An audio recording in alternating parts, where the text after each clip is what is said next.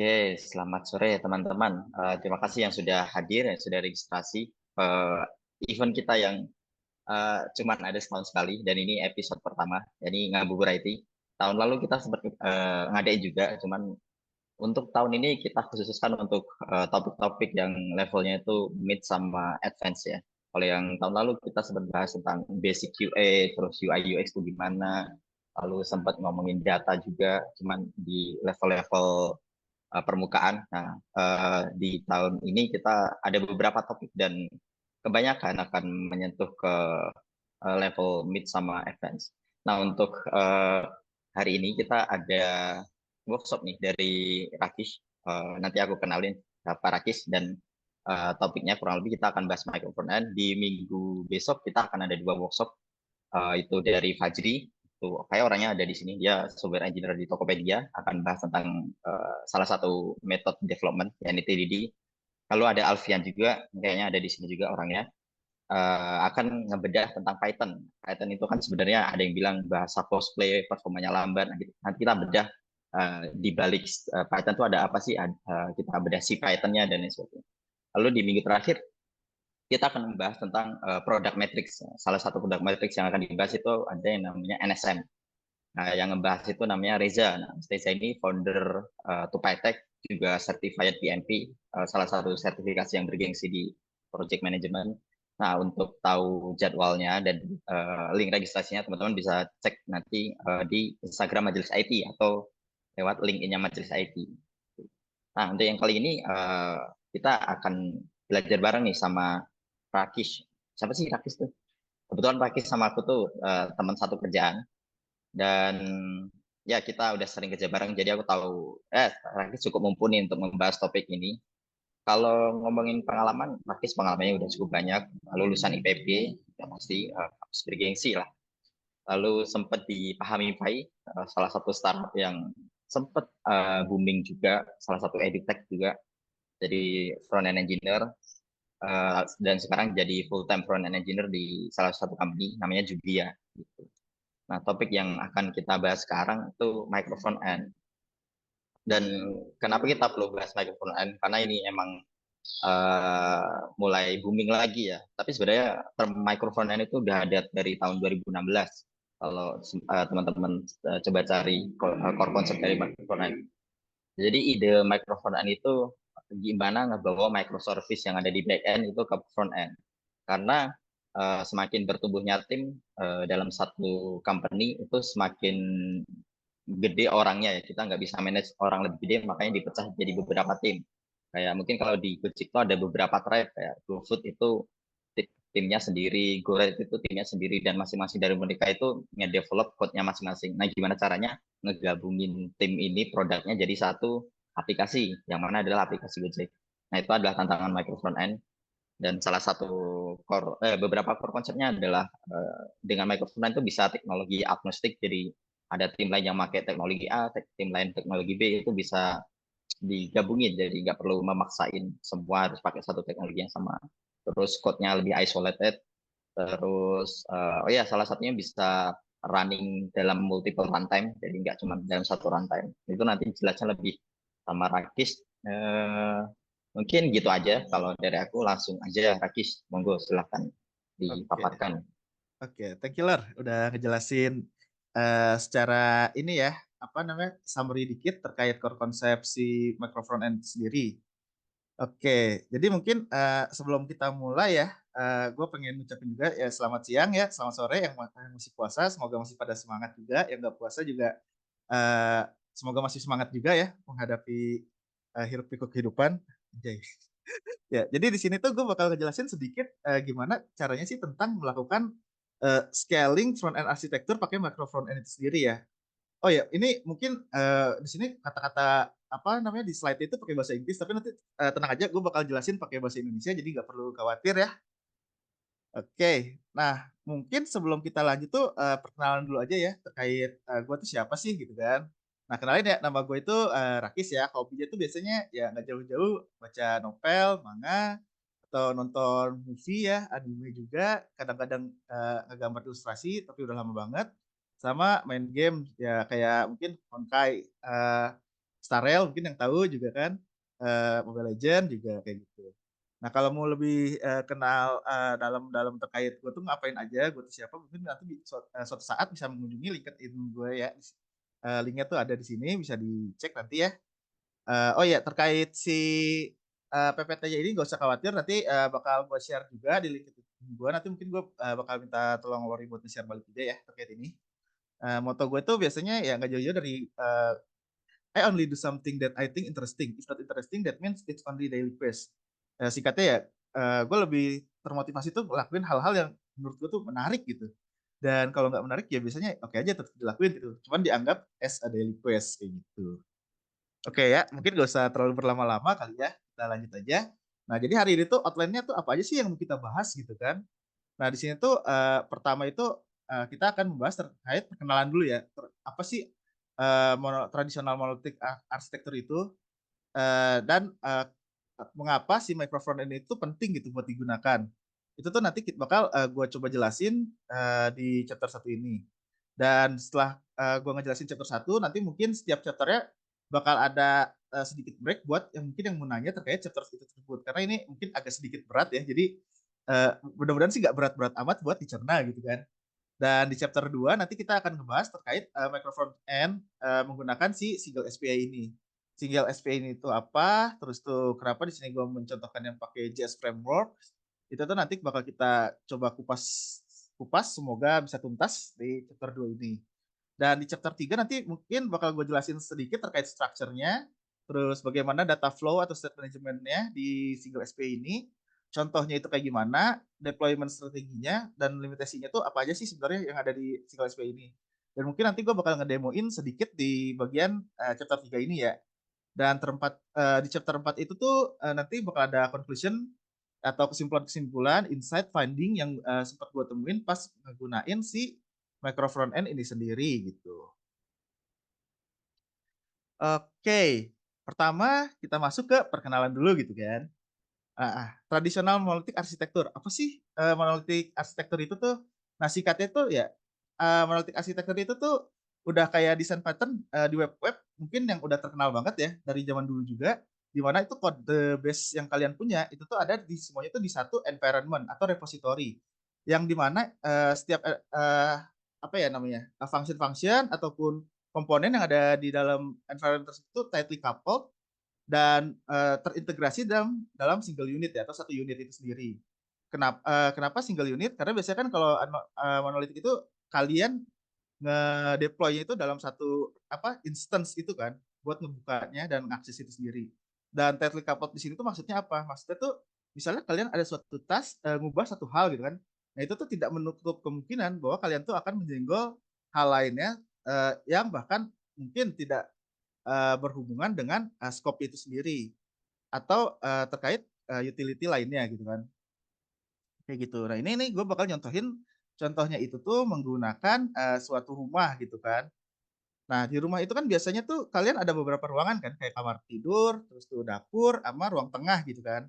Nah di setiap, kamar tidur, dapur dan ruang tengah itu kan punya fungsinya masing-masing ya, kamar tidur buat tidur, dapur ya buat masak atau mungkin kalau kalian ada meja makan, makannya juga di dapur, terus tuh ruang tengah mungkin buat kumpul-kumpul, gosip, cerita-cerita gitu kan, kayak gitu. Nah, kan kalau kalian beli rumah itu biasanya jarang-jarang bisa, à la carte ya, kalian misalnya ada rumah nih, "Wah gue cuman pengen beli kamarnya doang," atau, gue cuman pengen beli dapurnya doang, nanti lu, orang serumah nggak boleh pakai dapur," misalnya gitu kan, kan nggak gitu ya.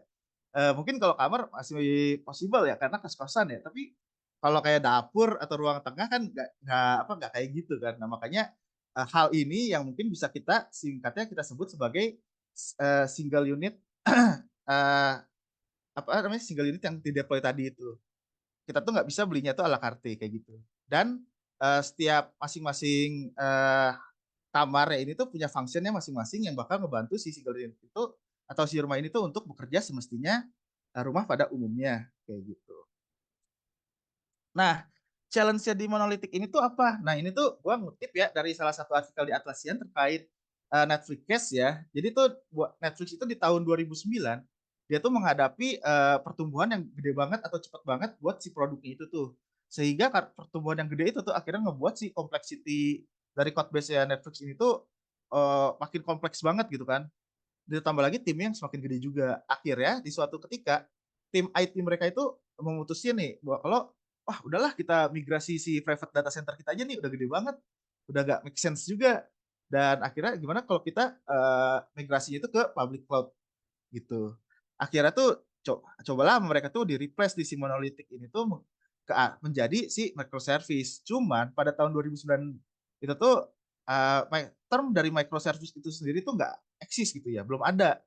Bahkan jadi mereka tuh pada akhirnya, "Ini kita mau bikin microservice nih, strukturnya tuh kayak gimana? Data flow-nya tuh kayak gimana? Terus tuh, bagaimana cara kita buat, nge kayak apa ya, combine atau nge-bridge masing-masing dari internal, service yang kita punya ini buat dipakai nantinya tuh, dikonsum sama si kliennya itu sendiri buat dapetin data-datanya," kayak gitu kan. Nah, dari situ akhirnya tuh term microservice itu tuh mulai terdengar lah, mulai digaungkan. Nah, ini juga gue ngambil nih salah satu contoh, diagram microservice dari Medium ya. Mungkin microservice term DBE itu tuh udah nggak asing buat, kalian gitu kan. Dan kalau kita ngomongin microservice term DBE itu biasanya nggak jauh-jauh poinnya tuh dari, misah-misahin environment yang udah gede banget berdasarkan function-function itu ke dalam kategori-kategori atau instance. Yang nantinya itu biasanya digunakannya tuh kalau project kalian tuh udah besar atau kalian mungkin dari inisialisasi udah yakin nih, wah bahwa project ini tuh bakal jadi gede gitu kan, kayak gitu. Nah contohnya tuh di sini kalian tuh bisa lihat nih, di, request dari klien ya, web atau mobile itu, diterusin ke API gateway yang nanti itu dari gateway bakal disambungin ke masing-masing service, entah itu katalog, shopping cart, discount, dan ordering. Yang masing-masing itu mungkin nantinya punya table DB-nya masing-masing juga kan, kayak gitu. Nah sekarang microservice filter di front end, itu tuh kayak gimana sih? Apakah kalian kayak udah familiar gitu kan sama term ini? Mungkin sebagian udah pernah dengar atau mungkin sebagian tuh masih abu lah, masih gelap gitu kan. Itu tuh kayak gimana gitu dan implementasinya tuh kayak gimana gitu kan. Nah, tapi sebelum kita ke situ, mungkin ada pertanyaan lain yang perlu kita bahas juga. Kayak apakah arsitektur monolitik itu jelek? Jawabannya tuh enggak.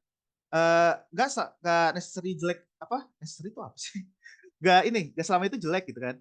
Pada akhirnya itu semuanya tergantung dari kondisi, problem yang pengen kalian solve itu sendiri atau kondisi kalian yang sedang kalian hadapi itu. Walaupun ya mungkin, bakal lebih sulit buat nge-solve problem-problem yang udah kompleks. Misalnya, code base kalian tuh udah gede banget ya, mungkin line-line juga udah nggak bisa kayak tahan di 1000, 2000, misalnya pun ditahan pun itu bisa jadi komponennya tuh udah, beratus-ratus komponen mungkin ya. Dan yang kedua itu project scalability. Nah, semakin gede project kalian mungkin akan semakin menambahkan complexity dari si arsitektur sendiri. Coba misalnya bayangin ya yang udah gede tuh apa ya, misalnya, Facebook atau Amazon atau Google gitu pakai monolitik gitu, dirembukan sama mungkin engineer-nya udah ratusan gitu. Itu kayak gimana kan, seru juga sih ngebayanginnya ya. Cuman mungkin kalau kalian tergabung ke timnya hektik juga gitu. Dan itu bakal nyambung ke tim scaling kalian. Jadi mungkin kalau misalnya tim kalian tuh cuman berapa ya, FE2, BE2 pakai monolitik itu mungkin masih cocok. Dan bahkan kalau 2 orang handle FE, 2 orang handle BE, itu tuh kalian pakai apa namanya, udah yang microservice atau micro front end, yang di mana itu reponya apa, instance-nya tuh kepisah-pisah, mungkin itu bakal, keteteran di kaliannya juga gitu kan, handling-nya agak banyak juga, kan nggak bagus juga kayak gitu. Nah, dari sini nih, seenggaknya, harapan gue tuh kalian udah tahu gitu kan, sebenarnya monolitik itu nggak selama itu jelek gitu kan. Ada bagusnya juga. Pada akhirnya sih berdasarkan problem yang mau kalian solve juga. Nah, lalu benefit dan limitation dari monolitik itu sendiri itu apa sih gitu kan. Nah, yang pertama itu tuh kalau kita ngomongin monolitik, itu tuh pertama simplicity ya. Karena kalau di monolitik itu tuh, buat, deploy, terus tuh mungkin ngerjain kode flow kalian itu lebih simpel buat dipahaminya juga. Dan itu bakal nyambung ke bagian ease of development-nya. Development itu mungkin nggak seribet kalau kalian nantinya tuh pakai micro front end gitu kan. Karena ya code flow semuanya itu ada di satu instance aja gitu. Kalian nggak usah mikirin, "Oh ini tuh nantinya apakah bener apa, di-handling-nya di instance lain juga atau enggak," kayak gitu. Apalagi kalau kalian konteksnya itu tuh lagi pakai shared komponen kayak gitu. Lalu performance ya, performance-nya sebenarnya ini performance itu agak tergantung juga sih. Tergantungnya itu, terhadap si ininya, apa namanya, ke complexity dari project kalian sendiri tuh. mungkin ya kalau misalnya, project kalian udah gede tapi performanya nggak optimis kan, PR juga. Walaupun ini sebenarnya berlaku sebaliknya buat micro front end juga gitu. Dan untuk kasus deployment sendiri mungkin lebih ke arah cost-nya juga sih, karena kalau single monolitik gitu kan, itu tuh, kalau kalian mau deploy ya cukup deploy satu instance aja, cost-nya mungkin murah buat ngurusin satu instance. Dan itu tuh mungkin nanti beda kalau, kalian ngurusin micro front end kayak gitu ya, kayak gitu. Nah, tadi kan udah yang benefit-nya ya, kayak, "Wah, anjir nih monolitik masih bagus nih." Nah, sekarang gue mau jelasin, dari hard truth si limitation itu sendiri ya. Yang pertama ya code scalability yang gue bilang, kalau monolitik itu tuh dinamis, semakin berkembang, code base kalian bakal semakin kompleks si, kompleksitinya si monolitik itu bakal naik gitu kan.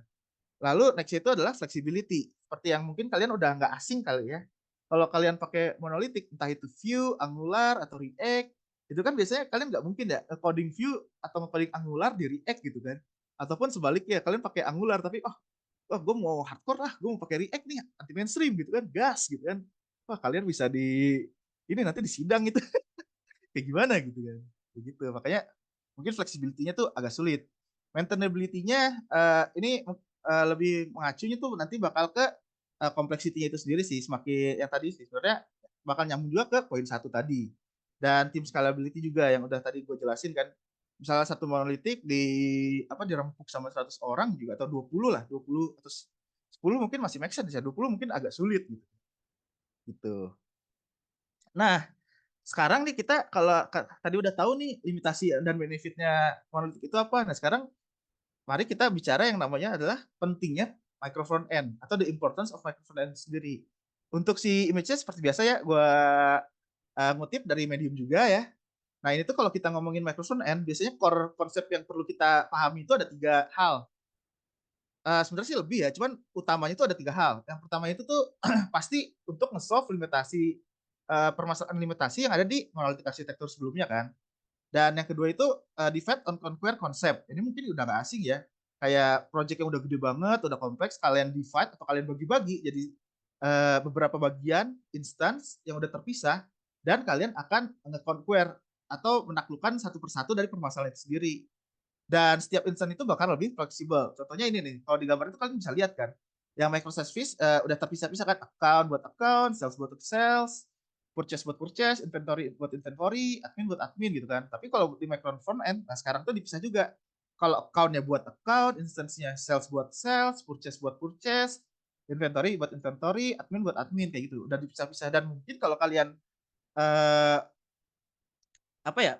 terstruktur atau mungkin di micro front end itu ada sendiri misalkan membuat kan ini ya, kayaknya tuh ini buat, e-commerce gitu kan. Mungkin kalian kalau mau buat yang kayak TikTok gitu kan, ada, video sambil jualan, agak sulit juga kalau mau nyambungin di salah satu ini, ya udah kalian buat baru dan mungkin karena itu lebih butuh interaksi atau, bagaimana mungkin, kalian misalnya awalnya pakai Vue, oh kalian tuh ngelihat possibility, oh ini lebih mudah pakai React atau mungkin pakai Angular karena udah ada yang buat juga, mungkin kayak gitu engine, kalau kita ngomongin engine-nya itu sendiri gitu kan. Makanya lebih fleksibel aja buat setiap instance-nya. Nah, lalu key point-nya nih kalau kita ngomongin micro front end itu tuh apa sih key point yang perlu kita bahas itu tuh? Yang pertama ya independent, development ya. Itu development-nya itu udah benar-benar bisa kepisah banget antar tim gitu. Dan nggak usah, pusing-pusing mikirin apa kalau kalian ngubah suatu function ini bakal nyenggol tim sebelah nggak yang bahkan mungkin lingkup scope-nya bukan di purchase atau di payment, mungkin di cart gitu kan atau katalog kan beda ya, kayak gitu. Lalu yang kedua tuh code isolation, ini udah pasti karena instance-nya nanti bakal berdiri masing-masing sendiri gitu kan. Jadi dia bakal, code-nya tuh udah bakal keisolasi aja, nggak usah takut, code itu bakal nyambung ke bisnis logic yang mungkin yang beda banget sama, konteks yang lagi kalian kerjain. Yang ketiga tuh composition. Composition itu tuh lebih ke arah, teknik-teknik yang bisa kalian pakai buat achieve, suatu problem yang mau kalian solve.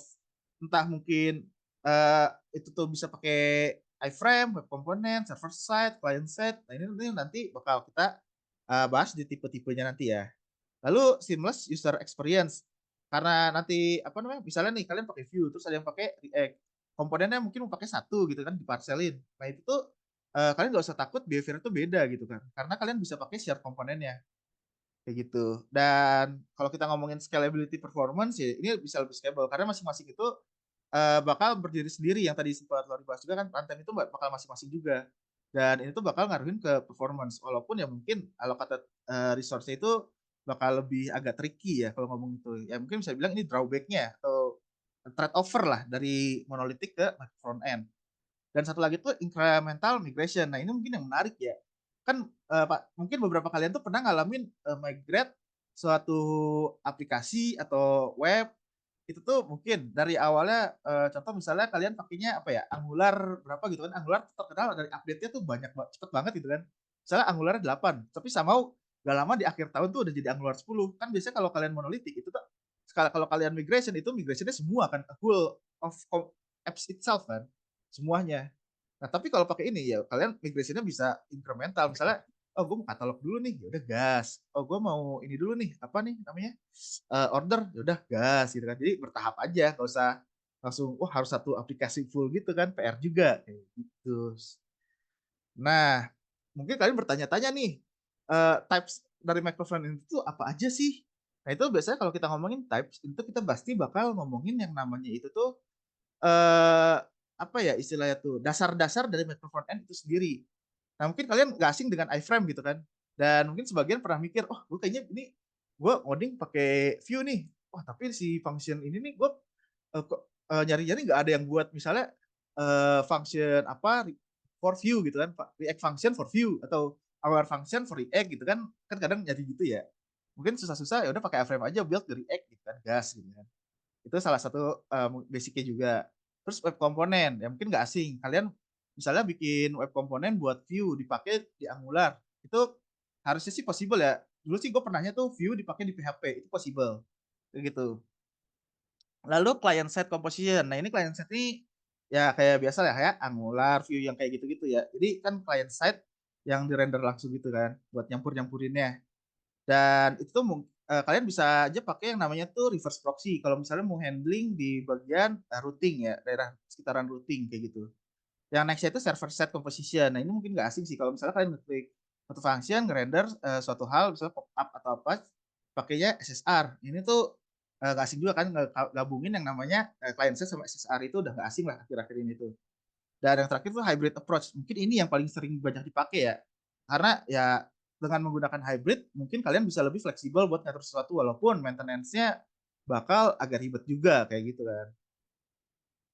Nah, sekarang kalau kita udah ngomongin dasar-dasarnya nih. Nah, contohnya dari case-nya micro front end itu tuh apa sih? Nah, di situ tuh gue eh, apa nyantumin ya 3 contoh yang mungkin possible buat di-solve pakai micro front end. Contohnya banking dan finance. Itu tuh ada account management, transaction history, dan mungkin transaction fitur itu sendiri. Karena ya account management mungkin krusial, tapi dan dia tuh nggak sebisa mungkin security sendiri gitu kan. Tingkat level security-nya mungkin dibedain atau uh, bahkan apa ya dari framework juga mungkin beda atau gimana gitu kan. Tergantung problem yang di solve juga. Transaksi history-nya juga kayak gitu dipisahin.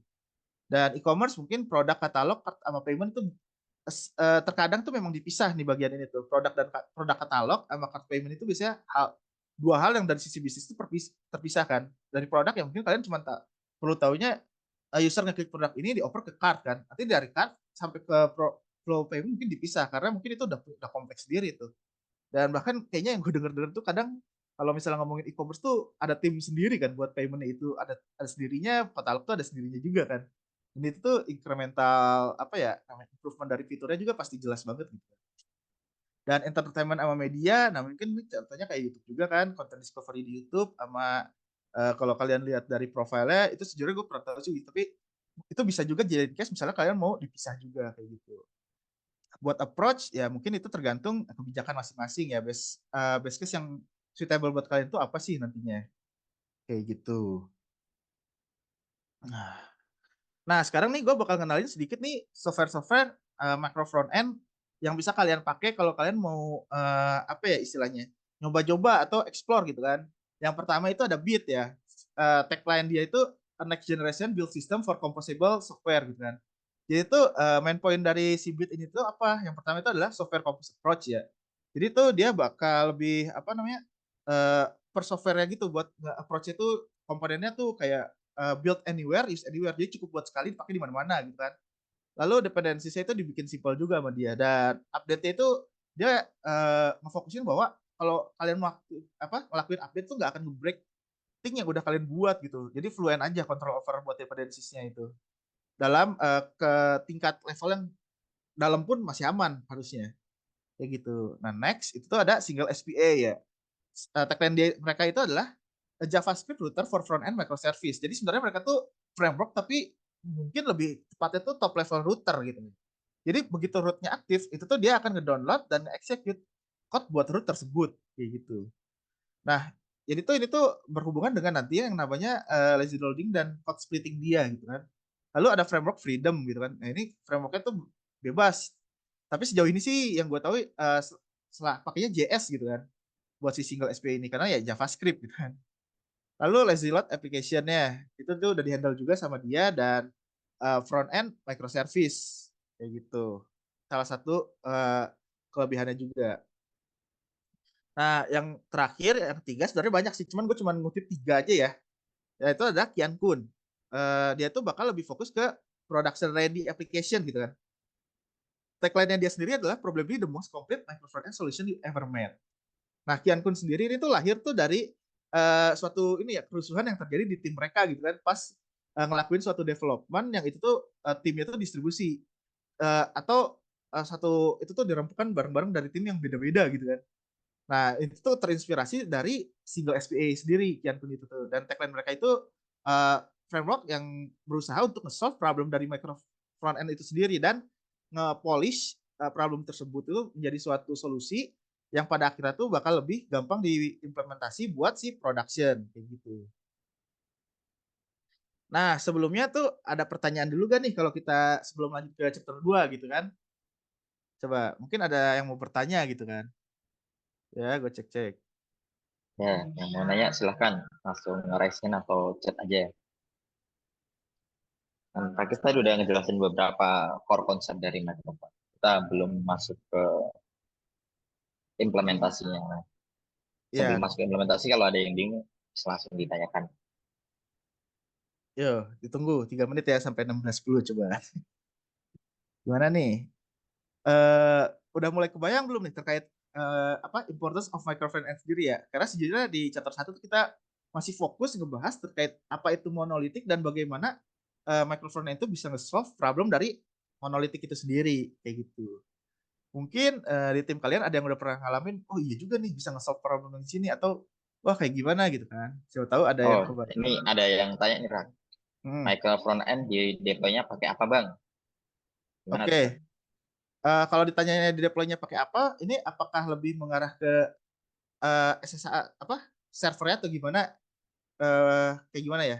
Kalau gue waktu itu sih ngedeploynya tuh teknik gue ya yang ngedeploynya langsung itu tuh, jadi di deploy di satu ini ya server kita yang dimana itu nanti setiap instance itu tuh di deploy masing-masing di dalam si main instance-nya itu sendiri. Jadi kan oh ya ini gue pakainya single SPA ya nanti ya. Di itu kalian ada satu instance gede gitu ya. Anggaplah kotak ini instance yang itu ada misalnya ini buat view-nya, ini buat React, misalnya kayak gitu ya. Kalau gue kan dulu case-nya ini ya, apa namanya, multi framework ya. Nah, itu tuh nanti kalian cukup pakai yang namanya public path buat ditaruh di root config-nya. Nah, ini mungkin strukturnya nanti bakal dibahas ya di next chapter ya. Tapi nanti dari public path itu yang bakal nge-akses code apa sih yang perlu di-render gitu kan. Kayak gitu. Apakah itu menjawab?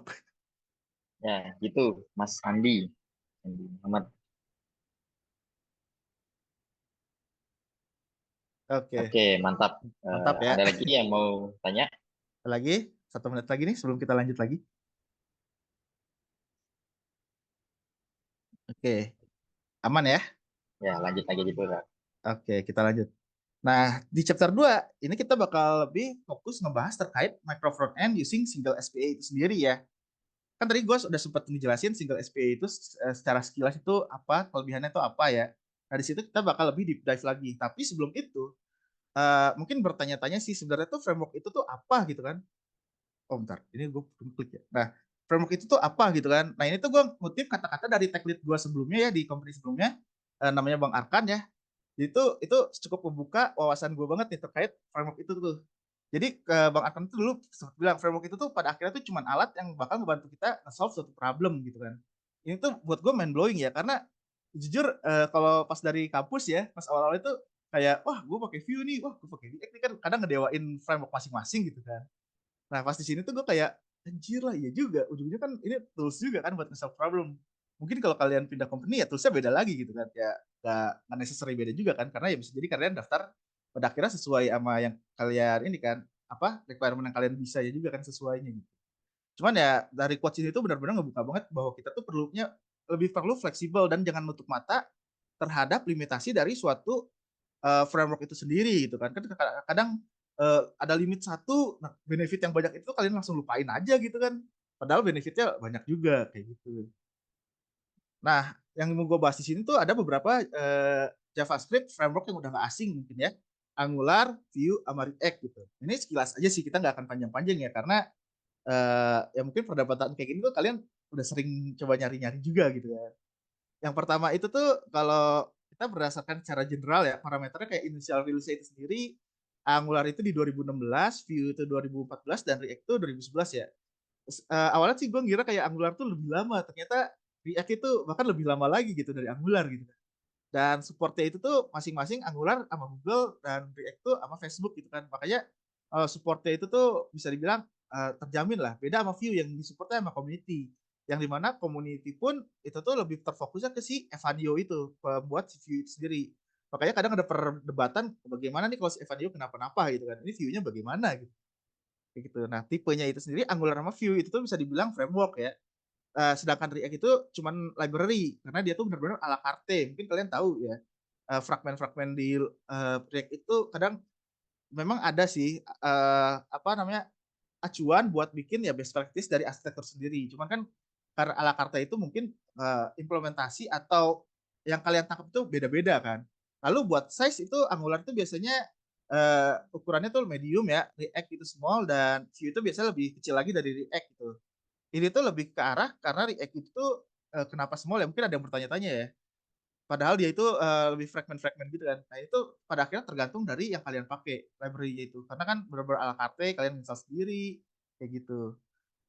Dan untuk language itu mungkin di sini dicantumin Angular TypeScript, Vue-nya JavaScript, React JavaScript ya. Tapi kalau sekarang itu Vue dan React itu tuh udah bisa TypeScript juga, jadi nggak usah khawatir. Oh ya BTW ini tabelnya gue ambil dari Browser Stack ya buat reference.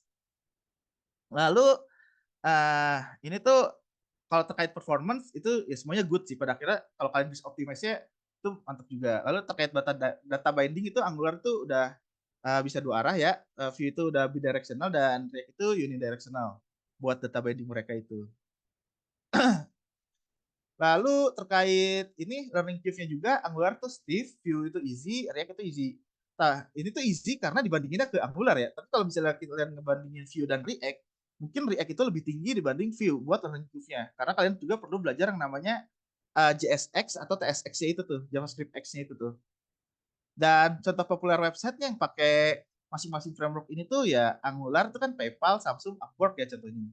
Vue itu Alibaba, Grammarly, GitLab. Dan React itu Netflix, Twitter, Amazon kayak gitu kan.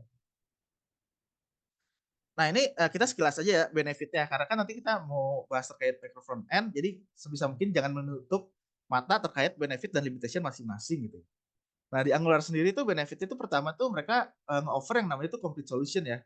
Jadi kalau kalian pakai Angular tuh kalian biasanya udah nggak aneh kalau unit testnya udah dikasih, terus tuh eh state manajemennya juga udah ada, routingnya itu udah ada, jadi gak usah apa namanya pusing-pusing lagi mikirin yang lain, tinggal mikirin aja gimana flow-nya kalian pakai Angular gitu kan. Lalu CLI Angular itu udah powerful ya, ini udah sulit untuk didebat juga ya, karena bisa dibanding kalau dibandingin sama Vue sama React, mungkin Angular itu CLI-nya udah lebih di-maintain gitu kan. Dan TypeScript supportnya ya ini tuh udah strong banget lah, TypeScript support buat Angular ini. Strong community support, yes, dan enterprise adoption-nya udah banyak juga, udah gede. Tapi limitasi dari Angular itu apa? Yang pertama tuh steep learning curve, karena kalian udah di provide segala hal, jadi kalian perlu seenggaknya ya belajarin lagi segala hal tersebut gitu kan. Dan flow complexity karena dia tuh ya komponen base. Jadi satu komponen itu bisa ada langsung 4 file. Seingat gue tuh ada renderingnya, HTML-nya, terus itu ada logic-nya, komponen.ts-nya, unit test-nya, sama satu lagi tuh CSS-nya, kayak gitu. Atau styling filenya gitu kan. Itu tuh baru komponen, belum yang lain, service dan sebagainya, kayak gitu. Terus verbose syntax juga kan, kalau si Angular ini sendiri tuh. Jadi kadang bisa boiler code kalian tuh bisa jadi agak gede juga. Lalu performance overhead ya terkait higher initial load time dan memory footprint mungkin kalau di compare sama Vue sama React tuh jauh lebih tinggi aja gitu. Dan frequent update sebenarnya ini perdebatan ya. Apakah sering update itu tuh limitasi atau suatu benefit gitu kan? Karena suatu limitasi karena ya kalian harus selalu catch up. Tapi benefit karena kalian yakin bahwa itu pasti di maintenance, aman lah gitu hidup gua gitu ya gitu. Nah, buat Vue sendiri itu ya ease of learning, ya flexibility, performance, Vue Dev Tool, active and growing community-nya. Walaupun ya suatu perdebatan juga terkait ini. Bagaimana kalau suatu saat Evanio-nya kenapa-napa gitu kan. Semoga-moga enggak gitu. Dan limitasi dari Vue itu sendiri ya, ini tuh yang pertama ya scalability-nya mungkin agak sedikit terbatas ya. Dan less enterprise adoption-nya mungkin nggak segede React dan Angular juga. Single maintainer yang dimana itu si Evanio itu dan mungkin kalau kalian notice juga job opportunities buat Vue itu mungkin nggak sebanyak React. Angular Angular juga mungkin ada ya, tapi gue jarang ini juga kalau mungkin ya kalian nyarinya sekitaran Indonesia gitu. Kalau di luar mungkin Angular lebih banyak juga begitu. Nah, React ini mungkin udah nggak asing ya kalau di Indonesia tuh populer banget React itu. Yang pertama itu benefitnya virtual DOM ya. Jadi itu harusnya bakal bisa lebih cepat juga dan enak lah ngatur-ngatur di DOM-nya itu sendiri. Lalu tuh ada komponen reusability-nya mungkin udah nggak asing karena salah satu keunggulan React juga. Lalu ada React Native ya di mana kalau kalian belajar React otomatis kalian bisa belajar mobile juga. Oh ya ini juga sama kayak buat Angular ya. Kalian belajar Angular kalian bisa pakai Ionic gitu kan. Jadi nyambi. Vue ada sih. Kalau kalian cari iseng ya Vue for Ionic itu ada. Yo, jadi kalian build Ionic pakai Vue gitu kan. Itu ada juga sih kalau iseng ya. Lalu large ecosystem ya udah gak aneh ya karena udah gede banget ekosistem React itu dan backupnya ya Facebook ya Meta kalau sekarang namanya kayak gitu. Benefitnya ya learning curve-nya tinggi karena kalian perlu belajar namanya JSX juga. Jadi sintaks di React itu tuh benar-benar full di bagian JavaScript TypeScript-nya itu. Terus lack of opinionated structure yang ini tadi gue bilang nih. Karena di ala carte ya jadi benar-benar fragmented banget ya tuh. Lalu di fast-paced development ya dan learning curve-nya itu buat uh, learning curve for complex application itu agak sedikit tinggi juga gitu kan. Kayak gitu. Nah, sekarang yang serunya nih, kita introduction dikit ya, kenalan dulu nih sama single SPA. Nah, jadi single SPA itu apa sih? Nah, single SPA itu adalah aplikasi yang terdiri dari multiple independent deployable front-end application. Atau artinya itu adalah aplikasi ini tuh terdiri dari beberapa instance yang di-deploy secara independen gitu. Dan mungkin kalian bingung single SPA itu tuh apa gitu. Nah, single SPA sendiri itu ada single page application, di mana single pertama ini tuh mengacu ke environment single SPA-nya sendiri dan single page application selanjutnya ini tuh mengacu terhadap masing-masing instance yang ada di dalam environment si single SPA-nya ini sendiri gitu kan. Walaupun ya kalau kalian tanya ke community-nya kenapa dua kali single ya, ini mereka juga jawabnya uh, ya why not gitu kan. Redundancy juga mereka dengan sepenuh sadar menuliskan hal tersebut gitu. Nah, terus key point-nya kalau kita ngomongin terkait single SPA itu apa? Nah, key point-nya itu yang pertama adalah bisa integrate with multiple frameworks ya. Ini tuh nanti bakal gue coba demoin juga. Ini gue lagi run satu-satu juga. Terus lifecycle management-nya itu tuh kayak gimana ya? Terkait kayak initialization, mounting, updating, unmounting, kayak gitu-gitu. Tapi lifecycle itu nanti mungkin di tingkatnya udah bukan di code level lagi, tapi di apa tuh namanya instance level ya. Lalu ada shared dependency-nya juga dan dynamic loading dan code splitting itu bakal kayak gimana? Kayak gitu. Nah ini nih gue ngebuat yang namanya single SPA as a bridge ya. Lebih karena request flow-nya itu using tank model ya. Ini sebenarnya kalau kalian cari di mana-mana tank model itu nggak ada. Ini gue buat aja gitu karena sama pas gue ngebuat flow-nya itu kayak bentuknya tank. Jadi gue bikin aja tank model ya. Siapa tahu jadi common knowledge gitu kan. Harapannya sih begitu ya, ntar ya. Nah, jadi kalau kalian lihat di sini nih, itu pertama request dari klien itu bakal request ke device mereka ya. Sebenarnya ini klien tuh harusnya web dan apps ya, tapi ya udahlah nggak apa-apa. Jadi kelebihan satu nih. Jadi request ke device mereka, mungkin nulis suatu roots gitu ya. Misalnya, oh gue pengen ngebuka page card gitu kan, atau katalog lah, katalog. Nanti itu dari device mereka bakal request ke server kan. Dari server bakal diterusin ke single SPA environment itu sendiri. Pertama kalinya bakal masuk ke root config. Nah, di root config ini nanti tuh dia bakal nge-handle kayak public path-nya itu apa, dan itu yang mau di render itu apa, code yang di render itu code yang mana gitu. Karena tadi kita request-nya itu adalah si katalog, maka si root config ini tuh bakal baca nih dari kedua framework yang ada di sini atau instance yang ada kan di sini contohnya view sama react ya. Nah, masing-masing ini tuh view tuh ada public path-nya. Ini tuh konteksnya tuh search page sama katalog dijadiin satu instance ya. Jadi sebenarnya kalau kalian mau pisah juga possible aja. Cuman ini gue contohnya jadi satu instance gitu.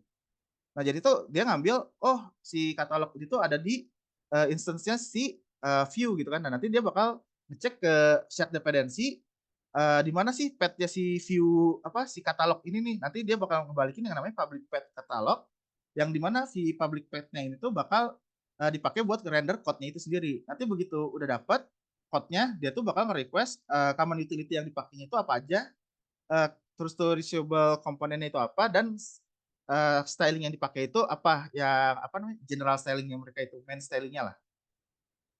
Begitu udah dapet, nanti tuh datanya bakal di-retrieve lagi ke server, dan server tuh akhirnya bakal munculin di device si user. Kayak gitu. Sama halnya misalnya kalian request itu payment-nya atau card-nya, kayak gitu. Nah, karena tadi udah dijelasin ya, kenapa dia itu disebutnya sebagai bridge ya, atau perantara doang. Nah, mungkin sekarang benefit dari single SP-nya itu tuh apa sih, gitu kan.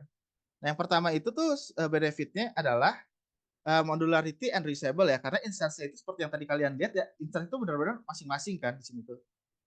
Si view-nya itu diri sendiri, React-nya diri sendiri gitu kan. Atau kalau mau dipisah per insert kayak katalognya doang, search-nya doang, payment-nya doang, card-nya doang, itu bisa juga. Intinya tuh masing-masing instance itu dirinya tuh sendiri. Lalu teknologi agnosticism. Tadi mungkin Lori udah nyenggol sedikit di bagian core concept dari micro front end ya. Nah, di single SPA juga ini menerapkan namanya teknologi agnosticism gitu kan. Jadi itu si teknologinya itu enggak apa, kalian tuh bisa inilah nyentuhin teknologi yang cocok buat aplikasi yang kalian buat itu apa. Bahkan walaupun itu sekalipun itu adalah hasil dari framework yang lain gitu kan. Kayak gitu. Jadi nggak terpaku di satu stack aja gitu. Kalau view doang, enggak. Yang nextnya itu terkait dynamic loading dan code splitting, dia itu benar-benar uh, based on request lah. Yang mau di request itu yang mana, ya itu yang di render gitu kan. Kecuali emang yang tipe-tipe persisten itu udah dari awal di render gitu. Mungkin ya kayak navbar atau footer kan. Nah, yang nextnya lagi tuh ada yang namanya seamless integration ya. Integration itu buat multiple front end itu lebih seamless lah. Dan biasanya sih ya user experience udah unified ya, nyatu, karena kalau kalian mau pakai share komponen itu bisa aja. Terus kalau kalian mau pakai yang apa namanya eh stylingnya juga bisa aja nyatu ya, walaupun ya sebenarnya di tempat lain juga sama gitu, tapi lebih karena integrasi secara menyeluruhnya itu lebih seamless dibanding yang lainnya gitu kan, atau ya yang lainnya sih. Lalu limitasinya nih, sekarang kita udah tahu benefit. Nah, limitasinya tuh apa gitu kan. Nah, limitasinya tuh yang pertama learning curve-nya ya. Learning curve-nya itu mungkin lebih tinggi karena kalau kita ngomongin single SPA ya, itu tuh udah nggak ngomongin satu instance lagi, tapi seluruh instance yang ada di environment itu sendiri. Kalau kita ngomongin secara whole ya, tapi kalau misalnya kalian udah per tim gitu, ya mungkin itu beda cerita ya. Itu mah udah aja per instance aja gitu kan. Mungkin ya kalian perlu tahunya terkait si common utility dan si root config itu sendiri nanti. Complexity ya, complexity juga mungkin tinggi ya buat di awal kalau kalian sebagai orang yang ngatur keseluruhan dari si microphone itu sendiri. Tapi kalau kalian yang nggak mengatur itu atau yang lebih fokus ke tim, ya mungkin nggak sekompleks itu. Dan performance overhead juga itu mungkin salah satu limitationnya juga ya. Karena ya di rantai performance-nya dan resource consumption-nya itu mungkin akan terjadi. Walaupun ya dia bisa nge-reduce yang namanya tuh initial load times-nya itu. Dan dependency manajemennya kalau kalian nggak nentuin dari awal bakal kayak gimana rules-nya, itu mungkin bisa jadi chaos kayak gitu. Oke, nah jadi tadi tuh terkait eh, apa namanya micro front end menggunakan si single SPA kayak gitu. Nah, sebelumnya ada pertanyaan nih, sebelum kita lanjut ke chapter 3 terkait implementation, demo dan sebagainya gitu kan. Coba kalau ada yang mau ditanya, monggo silahkan. Gue monggo yang mau nanya. Sekalian gue istirahat Tadi dulu. soal perbedaan atau penjelasan framework tadi ada yang belum jelas, bisa langsung ditanya aja ya. Monggo. Ah ya, Angular tuh gede. Salah satunya itu tuh. Itu bisa diselesaikan dengan microphone juga nggak Raf? Kayak gitu. Kayak gitu bisa sih, Lor. Bisa dibagi-bagi juga. Jadi mungkin besar, tapi karena engine-nya terpisah, itu code secara instance-nya itu sendiri harusnya nggak gede juga size-nya sih. Nggak segede kalau lu nyatuin jadi satu instance gitu kan. Jadi Ini begitu ada mereka. yang mau nanya nih, Raf. Oh, gas. Silahkan, Yan. Ya, halo. Halo. Gini, tadi kan itu tuh bisa di beberapa framework katakanlah ya. Hmm. Itu berarti bisa di level kayak komponen gitu nggak? Misalkan Hmm. di panel ini tuh pakai React, terus di panel sampingnya pakainya Vue gitu. Itu Hmm. pertanyaan satu. Terus yang selanjutnya itu kalau memang bisa gitu, itu kita bisa nggak sih passing state antar itu kan beda framework ya? Hmm. Atau mau passing data atau apa? Atau ada cara lainnya gitu? Thank you. Oke, thank you Alfi buat pertanyaannya ya. Nah, ini sejarah pertanyaannya bagus nih. Bagus karena kebetulan pas gue dulu seperti itu kepikiran banget terkait itu ya. Apalagi terkait data gitu kan. Nah, jadi pertanyaan pertama itu, apakah kalau misalnya pakai satu komponen di panel kiri komponennya Vue, di panel kanan komponennya React gitu atau mungkin Angular, pertanyaannya, eh, jawabannya itu bisa ya, bisa. Di single SPC itu ada yang namanya parcel ya. Walaupun jujur, gue pakai parcel itu ya pakai per komponen juga sih nampilinnya, nggak benar-benar di apa namanya level yang kepisah gitu kan. Itu bisa tergantung komponen yang mau kalian pakai itu approach-nya nanti dari skeletonnya itu bakal kayak gimana. Nanti itu ada yang namanya single SPA itu layout engine-nya itu ada. Atau kalau kalian mau bikin layout engine kalian sendiri itu nanti bisa juga gitu. Jadi buat pertanyaan tersebut itu bisa. Karena pada akhirnya kalian bisa ngatur itu berdasarkan si DOM itu sendiri nantinya kayak gitu. Dan kalau benar-benar kalian mau apa ya spesifik buat suatu komponen itu ada yang namanya parcel nanti. Itu bisa kalian pakai juga. Nah, terus next question-nya gimana terkait data flow. Nah, ini nih yang menarik nih. Kenapa? Karena dulu gue ada cerita juga. Jadi, begitu gue udah presentasi ini, udah bisa implement pakai 3 framework gitu ya, implementnya Angular, Vue, dan React. Wow, udah seneng nih. Nah, pas presentasi, gue kelupaan satu hal, data flow itu bakal kayak gimana. Nah, ini cukup menarik nih. Akhirnya di situ tuh nanti gue rembukan kan sama tim ya. Itu data flow itu bakal kayak gimana nih? Kan si React pakainya Redux gitu kan, Vue-nya pakai Vuex. Ini mau gimana? Nah, pertama itu jawaban yang agak nyeleneh gitu kan. Ya udah pakai local storage sama efficient storage. Secara normalize itu bisa dan secara teori itu bisa walaupun nggak proper gitu kan. Itu nggak proper tapi bisa. Mungkin kalian bisa menggunakan itu kalau buat hal yang kecil-kecil aja gitu. Tapi kan nggak mungkin buat data sensitif kalian taruh di situ gitu. Nah, yang kedua, misalnya, oh tapi misalnya gue mau kayak get user token profile gitu-gitu, mungkin itu masih bisa kalau session storage, tapi apakah proper? Mungkin nggak. Ada yang bilang proper, ada yang bilang enggak. Nah, cara buat nanggulanginya itu apa? Nanti mungkin bakal gue jelasin di implementasi ini, tapi buat sekarang gue jelasin secara sneak peek-nya dulu ya.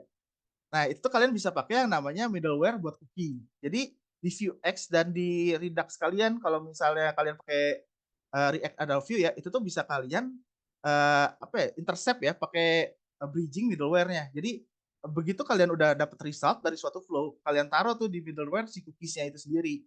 Jadi, kalian simpan di cookies, karena kan cookies kan selama kalian tahu apa namanya, cookies-nya itu apa, kalian kan bisa manggil juga kan either itu di Redux atau di VX ya kalian tuh nanti kalian bisa manggil juga kayak gitu kan.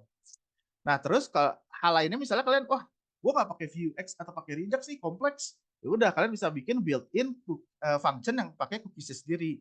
Entah itu kalian pakai export cons biasa itu bisa atau mau pakai static komponen OOP juga itu nggak masalah, itu possible juga kayak gitu. Itu misalnya kalian bikin function namanya apa ya get user profile misalnya. Nah, itu tuh udah kalian taruh di cookies. Nah, kalian tuh mau pakai function itu ya udah kalian tinggal buat aja misalnya uh, get user profile itu mungkin diekspor nanti functionnya di JavaScript atau TypeScript ya sebisa mungkin sih disamain ya, disamain. Jadi kalau di full application kalian tuh pakainya JavaScript ya udah JavaScript semua, kalau TypeScript semua. Ya nggak apa-apa sih kalau nggak itu juga nggak masalah kan. Nanti ada data type-nya ya. Nah, itu tuh apa namanya? Kalian kasih fungsinya built-in di situ. Jadi function awalnya di atas, nanti mungkin pas udah dapet resultnya kalian store ke cookies gitu kan, pakai yang tadi itu si built-in apa namanya? Jadi kalian cukup pakai get user profile function di common utility single SPA kalian kayak gitu, Vi. Apakah menjawab? Oh, oke. Thank you. Oke. Oke, Nah, ini nextnya, ada pertanyaan lagi ini, Rak. Satu lagi. mm, Bang, biasanya apa sih alasan perusahaan menentukan suatu framework? Gimana oke. tuh, Rak? Perusahaan menentukan suatu framework ya. Nah, ini tuh ada salah satu finding juga yang gue temuin pas implementasi si apa single SPA ini ya. Yang pertama, mungkin yang paling common problemnya itu adalah tim mereka bisanya pakai apa gitu. Karena dulu pas gue presentasi, gue kan nge-presentnya itu pakai Vue, Angular, Vue, React, Angular ya. Sedangkan tim gue yang bisa Vue, yang bisa Angular waktu itu cuma gue doang. Jadi kan nggak possible dong kalau gue nge-implement Angular. Pertama itu. Karena kedua tim ini tuh nggak ada yang bisa Angular dan itu tuh bakal keteteran. Yang pertama itu. Nah, terus kedua kalau misalnya kita ngomongin terkait apa ya namanya tujuannya, apa namanya problem yang kita solve itu apa? Mungkin kalau Angular itu tuh perusahaan kalian mungkin pengen yang udah inilah apa pertama itu supportnya udah aman dan terjamin dalam waktu long term ya si Angular itu tuh jalan ya ataupun React yang itu tuh di backnya itu by Facebook berarti kan seenggaknya framework itu tuh bakal berjalan selama si Google atau si Facebook itu nggak bangkrut kan kayak gitu kan mungkin kalau bangkrut community-nya tetap nge-keep up sih kayak gitu. Nah terus yang kedua itu tuh eh, problem apa yang kalian solve tadi mungkin balik lagi ke situ kan pertanyaannya. Nah mungkin kalau kalian pengen suatu nge-solve problem yang butuh interaktif banget ya itu mungkin gue lebih rekomendasiin pakai React dibanding Angular atau Vue walaupun bisa juga karena React itu kan basic itu sebenarnya JavaScript apa tuh tak gitu apa tulen apa sih fokus ya maksudnya bukan kalian fokus itu maksudnya ini fokusnya JavaScript banget gitu kan. Nah kalau kalian pakai React itu mungkin lebih cocok buat yang interaction kayak gitu kan basicnya itu mirip-mirip kayak jQuery gitu kan fokus ke interaction banget gitu lebih fleksibel buat interaction tapi mungkin kalau misalnya kalian aplikasi itu lebih fokus ke data-data dan itu mungkin kompleks mungkin Angular lebih cocok dan kalau nggak yang gede-gede banget nggak kompleks-kompleks banget tapi eh, lebih seamless dan lebih mudah buat dipelajari mungkin Vue lebih cocok buat di company atau perusahaan kalian buat terapin hal tersebut kayak gitu Khalifah. Apakah menjawab atau ada pertanyaan lanjutan? Makasih, Bang. Oke, sama-sama. Mantap. Oke, kalau gitu lanjut lagi, Rak. Kali, Rak. Oke, kita ini close ya. Oke. Oke, kita lanjut lagi ya. Nextnya itu sekarang implementation of single SPA-nya itu sendiri gitu kan kayak gimana. Nah, pertama itu kalau kita ngomongin implementation, pasti kita ngomongin strukturnya dulu dong. Nah, struktur di single SPA itu apa aja sih? Nah, struktur single SPA itu secara general itu adalah dia tuh punya 4 main structure ya. Yang pertama itu root config-nya, style guide atau common utility, shared dependencies, sama components. Nah, dengan adanya root config dan style guide atau common utility ini kalian seenggaknya udah bisa ngeran si single SPA kalian, tapi kalian belum bisa manggil komponen apapun. Dan itu biasanya sih cuma blank doang ya. Lalu shared dependencies. Shared dependencies itu biasanya dipakai kalau kalian mau di production atau staging sih. Kalau lokal sih gue saranin nggak perlu pakai shared dependency sih kecuali kalian udah ngedeploy shared dependency saya duluan dan udah dapet petnya itu nggak masalah itu tinggal pakai aja kayak gitu kan. Cuman kalau nggak ada ya di lokal juga nggak masalah sih kalau shared dependency ini. Ini singkatnya shared dependency ini satu-satunya dependency yang nggak perlu kalian run. Jadi pure cuman import JSON aja. Nah buat penggunaan shared dependency susah aja nyebutnya shared dependency ya. Itu tuh kalian bisa taruh di common utility itu bisa juga kalau kalian gak mau nambah instance dipisah juga bisa. Itu tergantung ini aja nanti. Kalian base itunya mau kayak gimana? Karena kan dia kita cuma butuh ini doang, JSON-nya itu sendiri sih. Lalu komponen ya karena dengan root config, style-get dan shared dependency kalian mungkin bisa jalin aplikasinya, tapi nanti komponennya nggak ada apa-apa gitu, blank aja udah. Tapi itu udah di dalam environment si single SPA-nya kayak gitu. Nah, nextnya apa? Nextnya sekarang tuh terkait root config gitu kan. Nah, kalau kita ngomongin root config, itu tuh bisa disingkatnya itu adalah main entry point buat aplikasi single SPA kalian. Kayak yang tadi di apa tank model kita kan, begitu ada request itu pertama yang ke hit itu bakal si root config itu sendiri. Biasanya tuh di root config itu bakal konten isinya itu adalah index filenya. Biasanya sih EJS ya. Mungkin kalian agak unfamiliar dengan index.js ya kalau biasanya taunya index.html atau mungkin YAML ya, yet another markup language. Nah, tapi kalau di sini biasanya pakainya .js ya. Lalu root config.js sendiri. Ini tuh nanti yang bakal ngatur public path dan register dari setiap aplikasi kalian. Dan bisa dibilang ini adalah gateway-nya. Kalau di API kan ada gateway-nya service sendiri ya. Kalau di sini gateway-nya ya si root config ini gitu. Lalu style guide. Nah, style guides ini tuh gunanya tuh buat nge-promote konsistensi across your application gitu kan. Pertama itu terkait biasanya key point-nya tuh ada di web styling-nya, CSS komponen ya, misalnya kalian pakai BEM metodologi ataupun SMCSS kalau nggak salah namanya, itu konvensinya bebas lah kalian pakai apa, atau mungkin mau bootstrap atau apa itu kalian bisa install itu di sini nantinya di style guide-nya sendiri, install aja cukup satu. Lalu buat si common utility yang tadi gue bilang, kalau kalian mau bikin yang kayak pakainya built-in cookies function ya itu bisa taruh di common utility ini. Jadi nggak perlu kalau nggak perlu kompleks banget kalau kalian mungkin projectnya nggak perlu kompleks itu pakai Vue atau Redux gitu kan. Dan reusable komponen itu bisa di sini juga. Walaupun sejauh ini sih yang gue coba dan sukses itu reusable-nya itu masih masing-masing itu ya Vue ke Vue dan React ke React. Waktu itu sih belum sempat nyoba pakai Parcel ya. Karena waktunya tidak ada waktu itu. Jadi kita belum benar yang spesifik banget. Tapi ya buat itunya sendiri nanti importnya itu tuh pakai public path nantinya tuh kayak gitu. Tapi yang mendekati penggunaan reusable komponen itu ada sih. Nanti bisa gua liatin juga contohnya. Nah, terus ini shared dependencies ya. Shared dependencies itu yang tadi gua bilang ini tuh satu-satunya structure yang nggak perlu kalian run gitu. Jadi shared dependencies itu cuma library atau modul yang dipakai di single SPA application ini buat nge-utilize biasanya CDN package-nya ya kayak single SPA-nya itu sendiri atau framework router-nya atau mungkin ya kalau kalian ada kayak core Angular tuh kalau nggak salah ada core-core-nya gitu kan atau library lain tuh biasanya taruh CDN-nya tuh di sini gitu jadi nggak langsung di index.html head-nya gitu tapi di sini nih kalau misalnya terkait CDN ya kalau misalnya kalian package itu sih harusnya bisa di ini di yang tadi style guide-nya itu tuh. Tapi biasanya sih itu karena isolated ya, biasanya tiap instance tuh ada sendiri-sendiri sih. Lalu public path hosting URL juga kadang di sini. Bukan kadang sih, emang di sini nih. Public path hosting URL. Jadi buat ngerender masing-masing code yang ada di single SPA, kalian tuh perlu yang namanya public path. Nah, public path ini tuh biasanya nanti langsung dijerat begitu kalian buat instance project itu sendiri sih terkait organization name dan project name-nya. Nah, next-nya lagi tuh terkait components. Nah, kan kalau ketiga ya tadi tuh lebih fokus buat struktur dasar ya, atau yang bakal nge-handling behavior dari single SPA itu sendiri.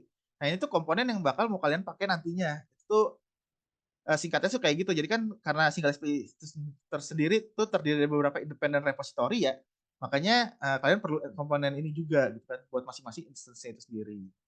Kayak gitu. Nah, now let's talk about data flow yang tadi ditanya sama Alfi ya. Dulu nih mungkin ada pertanyaan kayak gini kan, mungkin ada beberapa yang mirip kayak Alfi juga menanyakan hal ini gitu kan kayak misalnya di Vuex gitu di Vue gue pakainya Vuex tapi di React gue pakainya Redux gitu kan. Lalu gimana gitu kan cara buat pakai keduanya bisa kerjasama di single SPA? Maksudnya ya bakal kayak gimana? Approach-nya mungkin sama dua-duanya kan punya different approach sama environment masing-masing kan. Nah ini nih dulu suatu pertanyaan nih karena pas dulu gue riset udah jadi tapi lupa ngomongin data flow gitu kan. Nah sekarang integrated data flow di single SPA itu ada 3 approach yang bisa possible kalian lakuin. Seenggaknya ini yang 3 approach ini hasil riset yang gue coba sebelumnya ya. Yang pertama itu pakai using shared cookies. Yang dimana itu kalian pertama kalau misalnya single framework mungkin better coba di set aja dulu set manajemen yang kalian pakai itu apa. Kalau single framework kan gak usah pusing-pusing ya Vuex ya udah Vuex buat semuanya, Redux ya Redux gitu kan. Mungkin kalau Pinia ya pakai Pinia gitu kan. Kalau Angular ya udah bawaan kalau nggak salah harus kayak gitu kan. Nah tapi problemnya gimana kalau misalnya multi framework gitu kan. Nah makanya di sini tuh disaranin cobalah kalian implement yang namanya cookie storage middleware itu sendiri buat ngehandle masing-masing communication antar frameworknya itu sendiri kayak gitu. Jadi taruh di cookie-nya dan nanti pakai ininya ya. Di sini gue carinya kalian ada ini ya di style get ya ada global constant ya yang benar-benar global itu buat taruh sebenarnya cookies name kalian tuh di situ sih. Jadi semuanya tinggal panggil dan pakai aja dan kalau mau maintenance ya lebih gampang aja kan. Karena kalau kita ngomongin single SPA itu ngomongnya udah bukan di tingkat level code lagi tapi levelnya instance kayak gitu. Apalagi kalau keterkaitannya di common utility ya. Itu mungkin wilayahnya lebih gede lagi kayak gitu. Yang kedua ya ini tadi yang gue bilang use shared common utility built-in with cookies for state storage system. Misalnya kalian nggak mau pakai yang ribet-ribet kayak Vuex atau Redux gitu kan. Ya udah kalian buat aja function global di common utility kalian yang dimana itu tuh isinya udah integrate ke cookies kalian juga kayak gitu. Dan yang ketiga ya itu yang paling simpel ya local storage atau session storage ya. Kalau misalnya data yang mau kalian simpel itu kayak cuman flag atau mungkin data-data yang nggak masalah dan nggak sensitif ya mungkin nggak masalah taruh aja. Kalau kalian butuh yang misalnya user close aplikasi dan buka lagi maksudnya close browsernya mungkin itu cocok pakainya lokal. Tapi kalau misalnya kalian nggak mau nyimpen kalau pas sessionnya udah beres ya pakainya session storage aja kayak gitu. Nah, sekarang mungkin yang ditunggu-tunggu ya, get started with single SPA-nya itu sendiri ya. Sebenarnya ada dua cara buat instalasi single SPA. Yang pertama itu pakai single SPA, dan kedua itu pakai Playground Guides. Playground Guides itu nanti kalian bisa ngeliat sih. Cuman sama kemarin gue nemu bug sih di sini, jadi agak sulit buat ngedemo ini nanti ya di Playground Guides-nya ini sendiri. Nah, cuman kita pertama go through dulu ya, pakai yang CLI ya. Jadi kalau kalian mau coba pakai global installation, kalian bisa pakai yang ini ya code-nya. Nanti ini slide PPT-nya bakal gue share juga, jadi nggak usah khawatir atau bingung-bingung. Wah, gue harus install sekarang nih. Gak usah bingung ya, tenang aja. Jadi kalian bisa pakai npm ataupun pakai yarn ya. Kalau mau ini. Kalau mungkin kalau udah biasa pakai React itu nanti gue lebih jadi pakai lokal ya, karena itu ada npx namanya tuh. Kan di React tuh biasa pakai n-nya npx kan dia. Kayak gitu. Ini buat local environment ya, jadi langsung aja init single SPA atau create single SPA atau ya create pakai yarn single SPA. Cuman nanti kalau udah beres install ini, nextnya apa? Nextnya tuh kalian bisa pakai create single SPA ini. Nah mungkin ya kalau kalian mau nyoba pakai view itu mungkin nanti error ya karena view CLA sendiri tuh lagi maintenance, jadi nggak bisa di hit pakai si komen ini nih. Jadi kalian perlu nge-create instance-nya sendiri gitu kalau buat view. Ada ini migration-nya sih nanti caranya itu ada. Nah, terus step by step-nya tuh pertama itu gimana? Nah, kalau kalian ngebuat tuh nanti gue bakal munculin ya uh, list of from option yang dia ada. Nanti gue bakal munculin juga. Cuman yang perlu diingat tuh yang paling utama itu yang perlu kalian buat itu pertama adalah root config-nya. Kalau root config-nya udah, kedua itu kalian perlu buat style get-nya itu apa kayak gitu. Kalau udah 1 dan 2 itu udah dibuat, baru kalian buat komponennya. Karena poin 1 dan poin 2 ini adalah poin yang paling utamanya. Dimana tadi root config itu bakal ngatur behavior, code apa yang bakal di-render, sedangkan style get itu buat maintain styling, common utility, dan hal-hal lainnya. Kayak gitu. Dan yang ketiga ya pasti komponennya atau instance-nya. Nah, kalau kita ngomongin single SPA itu kan biasanya tuh instance-nya tuh udah di levelnya tuh instance per instance kan. Makanya tuh nanti kalau kalian itu sebisa mungkin jangan langsung install, tapinya di directory itu juga. Kalau bisa direktorinya juga kalian ketik juga, jelaskan. Karena nanti dia bakal ngebuatnya tuh jadi di dalam directory spesifik gitu. Nanti mungkin gue bakal contohin sih ya, contohnya tuh. Nah, yang ke ini nih, nextnya tuh from option di CLI dia tuh ada apa sih? Nah, pertama itu ada directory for new project. Ini yang tadi gue bilang ya, kalau bisa jangan kosong. Jadi tulis aja directory kalian itu apa, kecuali kalian memang udah buatin struktur foldernya masing-masing, lalu buat ngeran ini, itu mungkin ya nggak masalah gitu kan. Kalian masuk dulu ke sana baru ngejarnet di file itu. Kalau enggak ya better sih gue nyaranin jangan dikosongin lah. Nanti bakal gue contohin sih, tenang aja. Lalu select type to generate. Nah ini tuh select type ini tuh type apa aja sih yang mau kalian generate pakai CL ini tuh ada 3 pilihannya. Pertama tuh single SPA application atau parcel. Nah ini parcel tuh yang digunain buat komponennya, per base komponen itu. Lalu browser in browser utility module ini buat common utility ya, atau style get atau hal lainnya. Yang ketiga itu single SPA si root config-nya itu sendiri. Terus yang ketiga itu ada package manager yang mau kalian pakai. Nah, package manager itu mungkin udah nggak asing ya, kayak npm, yarn, atau mungkin pnpm tuh yang bisa share kombinasi juga antar node modul kayak gitu. Nah, terus projectnya kalian mau pakai TypeScript atau enggak? Ini mah ya pilih aja ya, paling cocok sama tim kalian itu yang mana gitu kan. Lalu mau pakai nggak nih si single SPA layout engine-nya? Kalau pakai layout engine itu kalian bisa lebih fleksibel ngatur di tingkat index.js nanti itu mau kayak gimana strukturnya.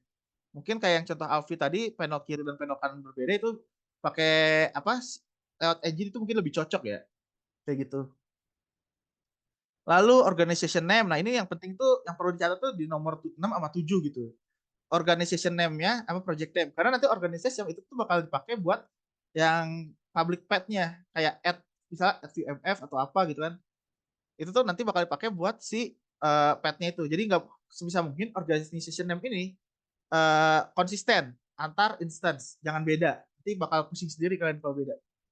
Bisa aja, bisa aja. Cuma nanti mungkin handle-nya bakal pusing juga. Kayak gitu. Nah, buat project name ini juga bakal dipakai nantinya tuh buat application sama ini si public path-nya. Nanti itu ini lebih dipakainya kalau kalian udah perlu ngurusin yang namanya root config-nya. Kayak gitu. Jadi ini project name bakal dipakai di daerah situ sih. Nah, requirement-nya apa? Jadi requirement itu pas PPT ini dibuat ya, ini buatnya tuh 21 Maret kemarin ya. Ini jaga-jaga kalau di masa depan ada yang buka lagi gitu kan. Jadi single SPA itu recommended dipakai kalau di Node version itu 18 ya, lebih dari 18 dan NPM-nya itu 10.24. 10.24 ini sebenarnya nyocokin aja sih sama Node version-nya. Kan ada ya kalau latest-nya kalau saya yang 20 itu Node-nya Node berapa ya gue lupa, 11 atau 12 gitu. Itu bisa cek aja ya di ini nanti. Nah, terus yang ini nih playground-nya ini gue liatin sedikit aja sih. Jadi kalau di playground itu nanti ada tata caranya tuh kalian perlu install dulu nih. Kalau kalian lihat tuh kan ada npx, dia pakai npx ya. Tuh, buat nge-create single SPA-nya, terus nanti kalian itu kan nentuin tuh yang mana. Itu GIF sih. Nanti kalau kalian buka website nanti gue liatin sih. Itu bisa di play juga. Terus, nah nextnya itu repository example. Nah contohnya nih kalau kalian mau pakai single SPA itu ada beberapa contoh yang bisa kalian cek ya nantinya tuh. Uh, ada yang buat Angular, ada yang buat Vue, React, atau mungkin kalian mau multi framework, ada yang Angular sama React, atau yang isomorphic juga ada gitu kan. Jadi ini pilihan aja, kalian nanti pengen nyoba-nyoba tuh, nyoba yang mana gitu kan, dari reponya sendiri.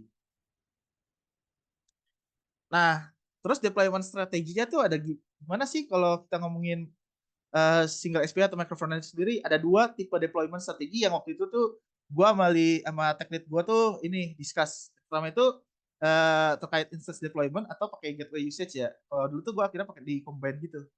Jadi independent pertama instance deployment itu independent ya.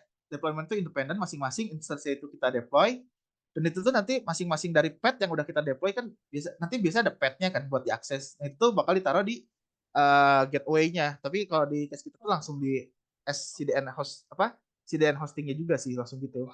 Kalau API gateway itu mungkin deh lebih cocok kalau kalian request somehow request si apa namanya masing-masing public path itu sendiri kayak gitu. Nah, terus ada lagi versioning sama CDN hosting kan udah ya. Gateway usage tuh ada dynamic routing ya, dynamic routing sama reverse proxy. Nah, mungkin kalau yang asing sama reverse proxy itu apa? Ini tuh term di mana di servernya itu kalian udah nge-define ya bahwa diarahin lebih kayak redirect sih. Jadi ya misalnya kalian ada payment ya. Nah, itu diarahin buat misalnya ngebuka apa? Application yang React misalnya awalnya kalian view. Cuman ada satu page yang kalian arahin ini pakainya React. Ini mungkin di beberapa startup Indonesia yang gede-gede, unicorn gitu mungkin udah dipakai ya tipe-tipe. Gue kurang tahu sih dalamnya tuh kayak gimana ya. Apakah reverse proxy ataukah emang pakai micro front end yang independent deploy gitu kan. Itu gue kurang tahu sih dalamnya. Kadang jarang yang buka dapur gitu. Oke, nextnya itu adalah limitationnya. Nah ini nanti yang bakal gue demoin nih abis ini ya sebelum kita masuk ke konklusi nanti gue bakal demo dulu. Nah ini tuh limitationnya itu exhaustive on local deployment. Jadi contohnya ini gue ngambil dari view repository ya, independent repository. Nah ini yang gue bilang nih tadi kalau kalian lihat nih di project itu ada instance masing-masing ya. Pertama ada root config yang perlu kalian run pertama kali. Terus ada style guide. Style guide itu tuh yang perlu kalian run kedua ya. Karena ini tuh style function sama global function juga. Terus yang ketiga itu ada shared dependency, ada navbar juga. Nah ini navbar, docs dashboard sama red docs ini tuh komponennya ya, komponen mereka gitu. Nah terus gimana nih? Mungkin ada pertanyaan ya. Kalau gue mau ngeran, ini gimana cara ngerannya gitu kan? Nah berdasarkan struktur yang di samping ini ya, strukturnya itu tuh bisa kalian lihat kan example repository yang di samping itu tuh. Ini artinya kalau kalian mau ngeran ini nih, kalian seenggaknya perlu ngeran 5 repo ini nih. 5 instance ini perlu kalian run bareng-bareng. Jadi si root config-nya kalian run, stylegate-nya kalian run, navbar-nya kalian run, doc-nya run, docs-nya juga di run kayak gitu.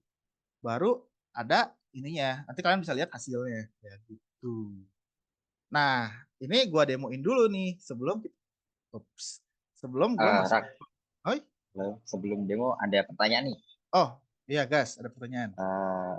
Biar nanti nggak bingung sebelum masuk demo, mungkin dijawab dulu. Mas, apakah ada security dari single SPA saat define public pad dari Mas Robi nih? Oke, buat security define public path itu sendiri itu sebenarnya bisa diatur di routing masing-masingnya. Jadi ada routing masing-masing per instance itu bisa kalian atur tingkat security-nya itu kayak gimana. Apakah mau apa benar-benar kompleks banget yang sampai nanya token terus mungkin nanya apa ya mungkin nyelenehnya nama pet ya nama apa itu bisa diatur di masing-masing instance sendiri buat petnya karena nanti pas ngebuka dia pasti bakal ngecek routing buat si pet tersebut juga sebelum bisa dibuka ke public pet kayak gitu. Apakah menjawab Mas Robi? Bang Rob?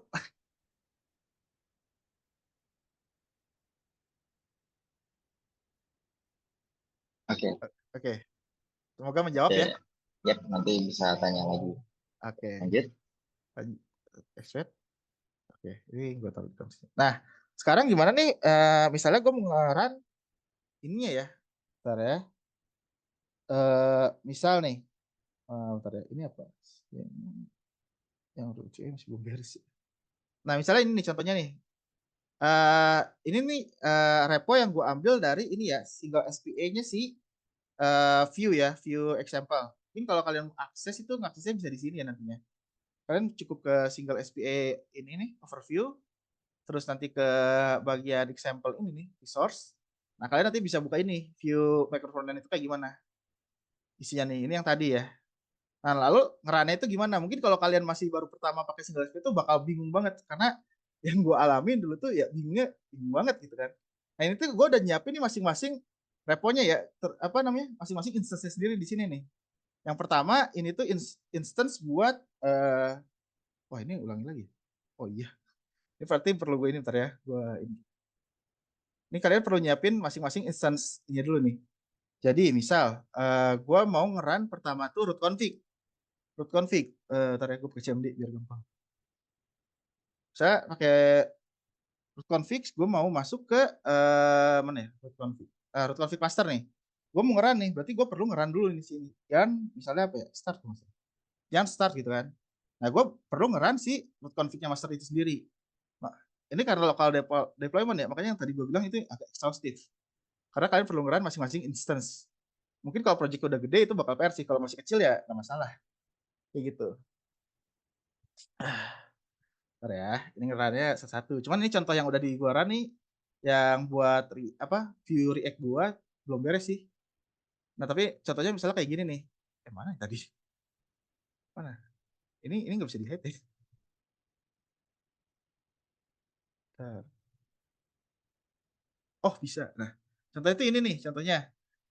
Nah ini tuh yang lagi gua run ya, cuman belum beres nih gua ngerannya nih. Ini tuh navbar itu kepisah.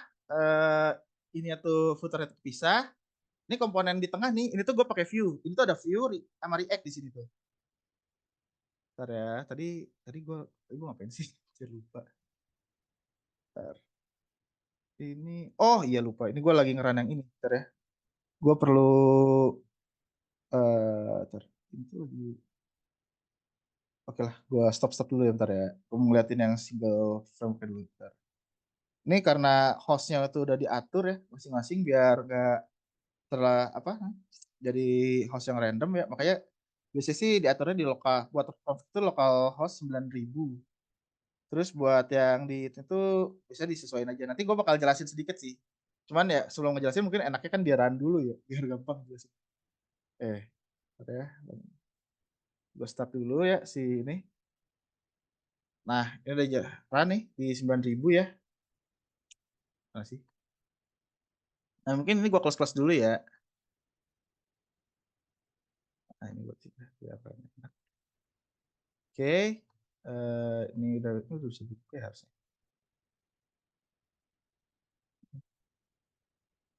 Nah, ini tuh yang gua run di Vue ya. Ini buat single framework di single SPA-nya sendiri. Nah, by default begitu kalian run itu kalian bakal bilang gini. Dulu jujur gue pusing nih, wah pas bilang ini gimana ini gue harus ngapain gitu kan. Anjir lah, sampis gue. Kayak gitu kan. Gitu.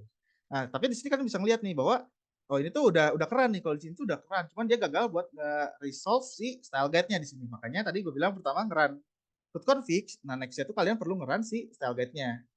Kalian buka lagi command prompt, lalu kalian routing ke style guide ya. Nah, kayak gini, style guide, terus kalian run lagi style guide ini, kalian run. Nah, mungkin nanti kalian ada pertanyaan-tanya nih, ini tuh apa sih kayak gini? Nah, ini tuh kayak view ini tuh, ini kita nyebutnya public path nih ya kayak gini, view MF style guide itu public path. Yang navbar, doc dashboard ini public path. Nah, ini tuh ada CDN hosting kalian.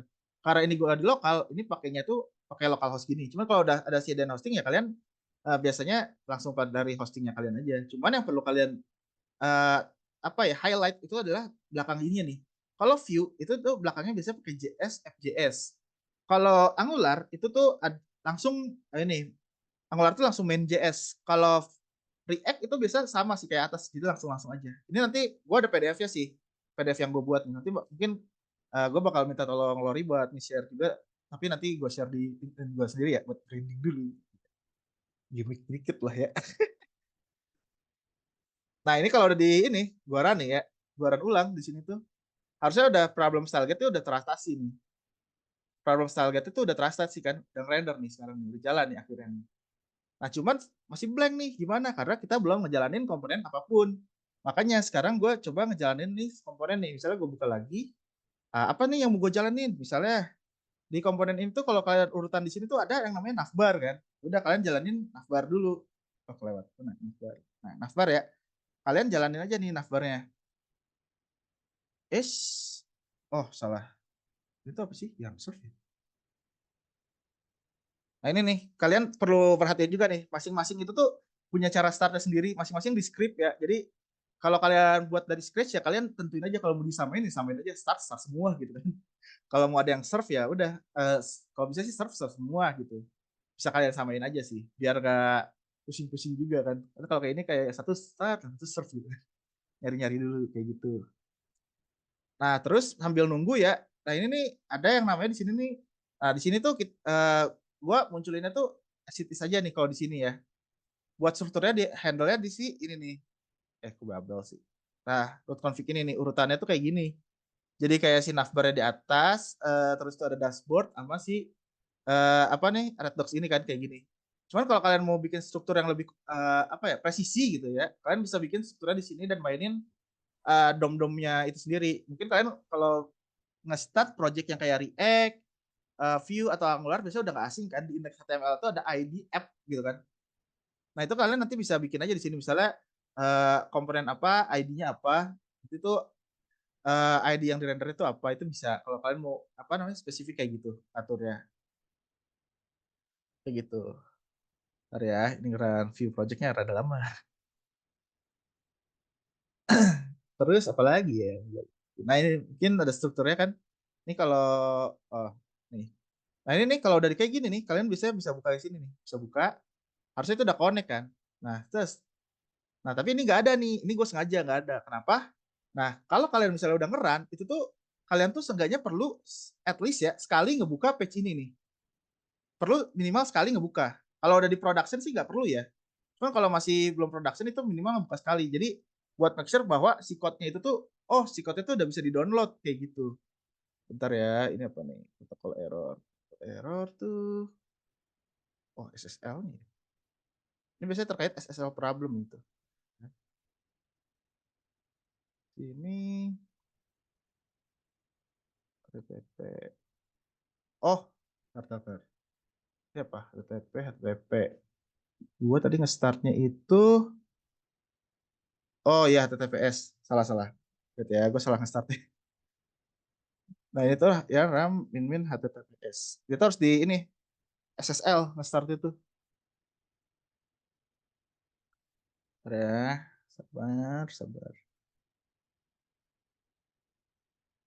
S mana? Ish, apa sih code config-nya tuh? Ini ya. Oh iya, code config belum ini. Wait ya, sabar. Set.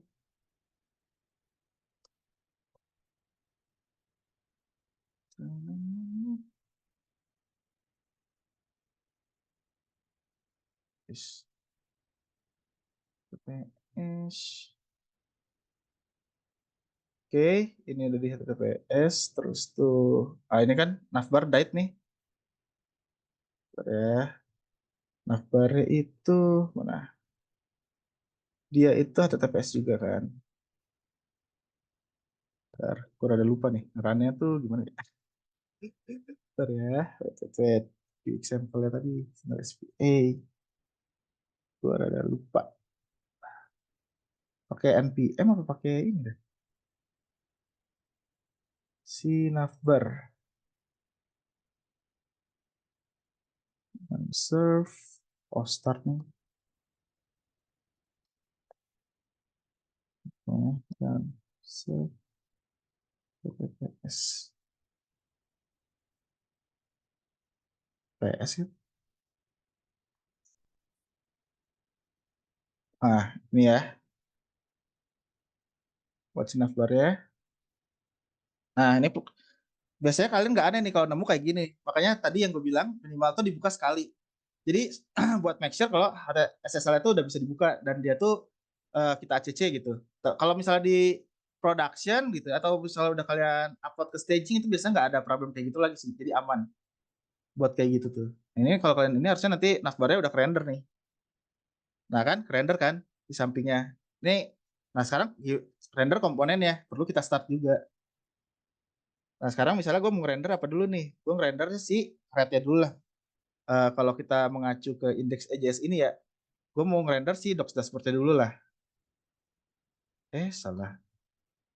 Nyaris. Mana ya, docs dashboard? Oke. Terus gue yang start ingin HTTPS. Anjir lah, ternyata serve. Kayak gitu ya kawan-kawan. Makanya kalau bisa konsisten ya. Itu apa? Ini menunjukkan trial and error gitu. Nah, mungkin sambil nunggu juga public path itu tuh di mana sih di masing-masing ini? Nah, tadi contohnya navbar ya. Navbar itu tuh misalnya kita buka nih di sini nih. Nah, di strukturnya ini tuh kalian bisa lihat yang namanya nanti di SRC ada set public path. Nah, public path yang dipakai itu di sini. Biasanya sih kalau bisa sih jangan diganti ya karena itu biasanya udah connectin di view config-nya sih. Dari view. Ya, ada ini nih, view NF ini nih, ada rules-nya. Jadi nggak bisa asal. Ya kalau mau itu kalian perlu ngedit rules-nya sih. Dulu gue pernah sih ngedit terus agak-agak berantakan gitu kan. Akhirnya dibalikin lagi gitu. Kayak gitu sih. Kalau kalian mungkin mau lebih spesifik kayak gitu. Biasanya kalau view MF ya. Kalau React MF. Kalau Angular tuh gue lupa NGNF atau Angular MF gitu ya depannya. Basicnya sih bisa gitu ya kalau buat si ini. Itu sesuai org name-nya sih. Kalau misalnya kalian nggak mau NF, misalnya demo app, ya udah demo app gitu kan. Itu juga bisa kayak gitu. Terus, nah di sini nih mungkin, nah kalau kalian lihat di sini kan di sini view life cycle-nya kan di sini ya, si apa sih ini tuh navbar ya. Nah kalau kalian nanti mau nyelipin mungkin props itu tuh bisa di sini nih props-propsnya, atau mungkin nanti kalian mau ngatur loading, kalian bisa ngatur loadingnya dari sisi ini nih sebelum di render itu juga bisa gitu kan, kayak gitu. Nah misalnya kita buka gitu, nah ya, mana sih? Oh ya ini udah nih, ini tuh gua ngeran apa? Doc dashboard ya tadi tuh. Ini sekarang kalau kita ke ini nih doc dashboard harusnya tuh nanti nah muncul kan nih doc dashboardnya nih. Lalu misalnya gue mau ngeran lagi si ininya si apa namanya satu lagi rednya biar kita bisa ngeliatin data flow-nya gitu kan. Thread-nya misalnya docs gitu kan. Yarn serve min https.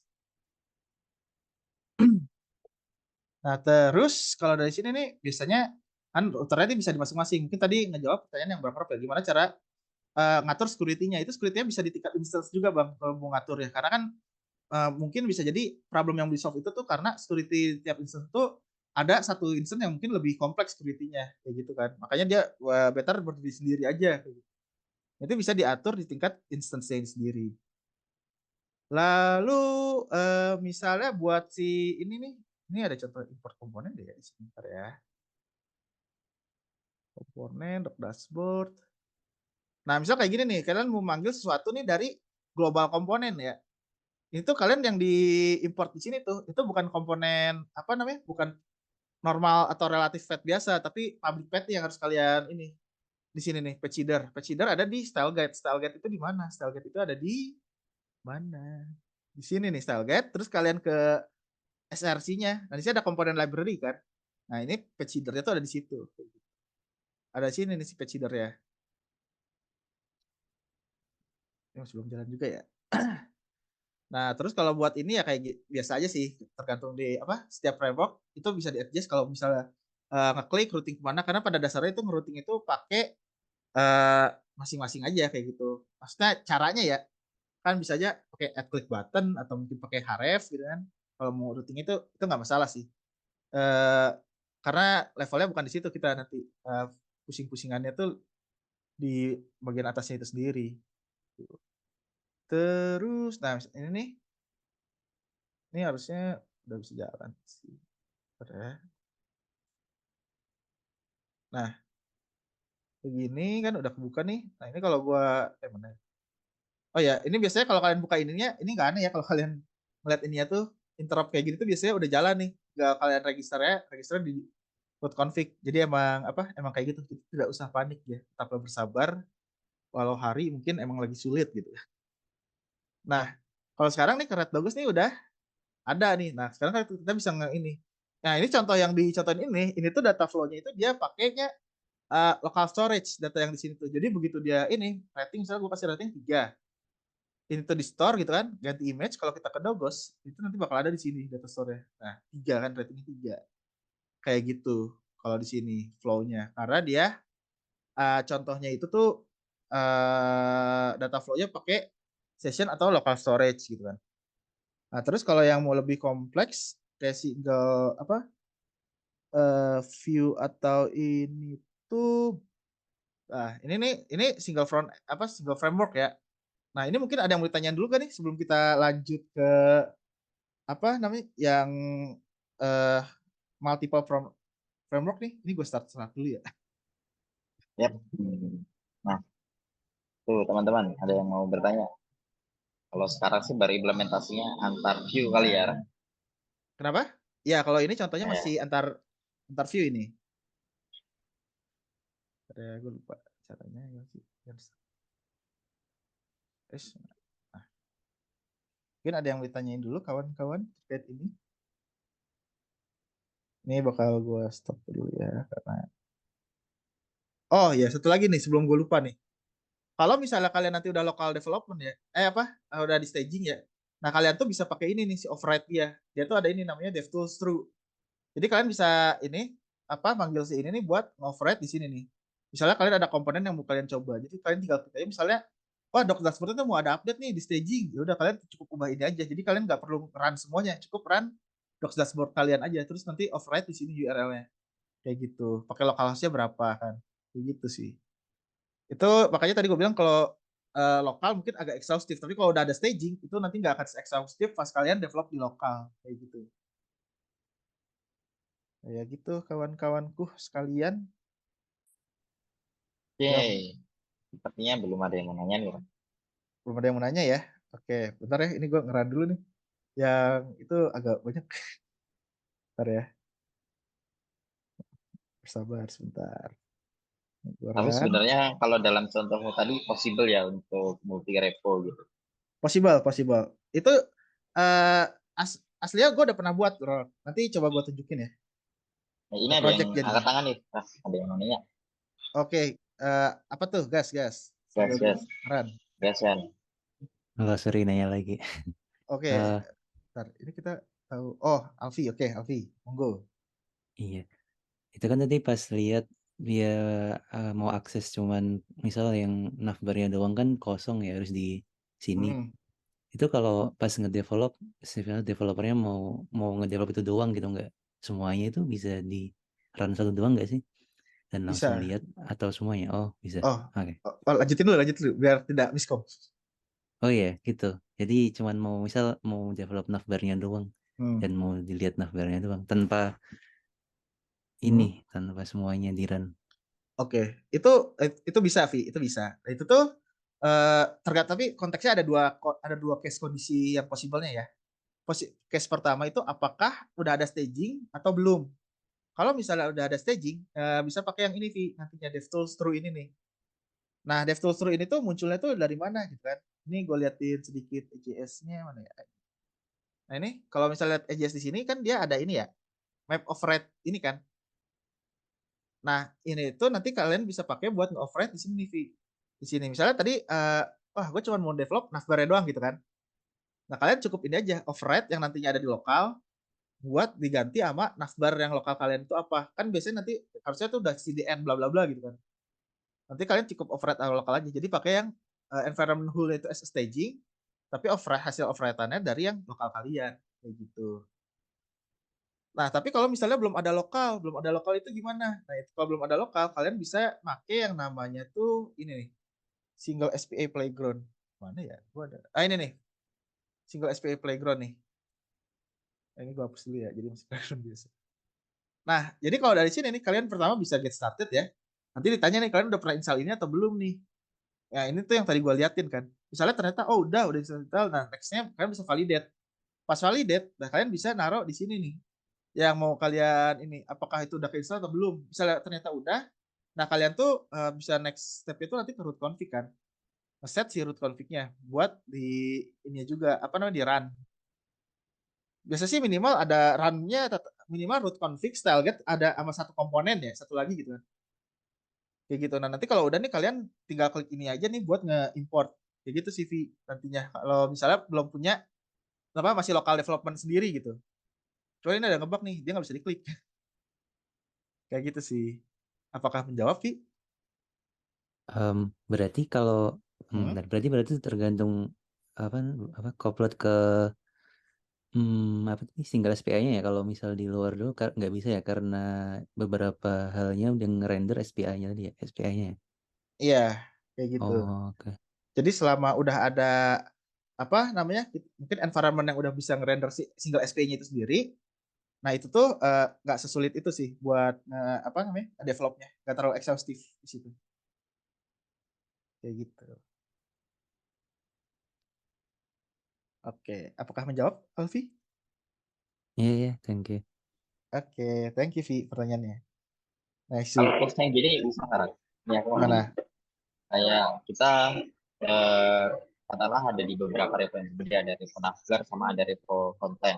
Kita Hmm. running navbarnya doang bisa nggak? Jadi belum di apa stitching sama komponen lain. Itu bisa. Jadi eh, sejujurnya bisa aja kalau kalian misalnya kayak tadi tuh case-nya ya gue lupa. Apa nggak mau ngejalanin komponen lain ya, cukup satu komponen aja. Itu bisa. Itu biasanya yang gue lakuin dulu pas local development sih kayak gitu. Jadi tapi dengan catatan minimal dengan catatan root config sama style get perlu tetap harus di run lor, karena itu get point-nya, main entry-nya buat ngebaca public path-nya itu kode apa sih yang bakal di render di public path-nya kayak gitu. Oke, kan kadang kalau di tim kayak oh timku cuma mau ngedevelop navbarnya doang. Kayak tim Hmm. konten ya udah dia running konten. Aku nggak mau running komponen lain. Hmm. Iya. Oke, all good. Lanjut ke multi framework. Hah? Oke, bentar ya, ini masih install lor. Banyak ya. Coba ya, bentar ya. Kalau nggak ini sih harusnya ini muncul beberapa sih, tapi ini yang luaran ya sayang baru view-nya doang. Bentar ya. Ini gue cek dulu nih. Ini tuh mana sih? Oh, iya kalau yang di ini gue pakainya HTTP. Nah, ini multi framework ya. Ini gue makainya itu tuh si apa Vue sama React ya. Nah, ini tuh yang lagi render di kalian. Ini tuh navbar-nya pakainya Vue, footer-nya itu pakainya Vue, dan si ini nih Redbox ini tuh pakainya Vue juga nih. Nah, ini tuh bentar ya. Ini masih gue jalanin satu-satu dulu nih. Jadi belum bisa di ini. Bentar ya, gue cek-cek dulu. Udah ke start semua belum sih? Itu yang lagi gue run itu tuh sekarang tuh si eh sampel 2. Bentar ya, gue coba buka-buka dulu. Siapa tahu belum. Tuh kan, ini udah buka belum? Ini udah. Terus gue kesini. Ya, ada pertanyaan. Ya, monggo yang ada pertanyaan sambil gue nunggu ngeran. Aku bacain ya, menarik nih pertanyaannya. Biasanya strategi buat repository-nya tuh gimana? Apakah dipisah-pisah repo-nya atau dibikin monorepo? Oke, buat strateginya itu sendiri ya.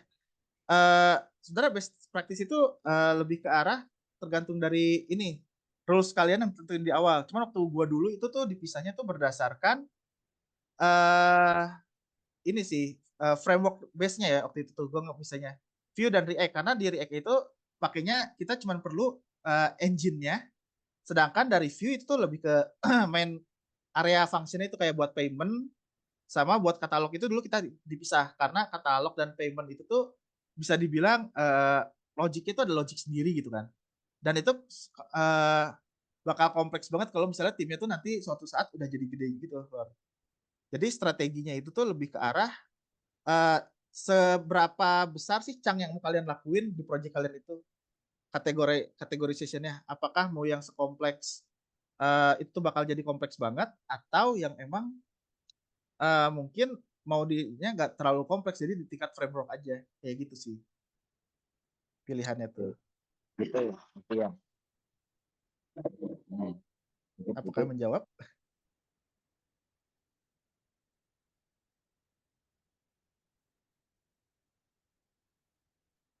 Mhm. Bentar ya, Bisa running kan? coba ini udah running beberapa nih. Ini contohnya kayak gini nih.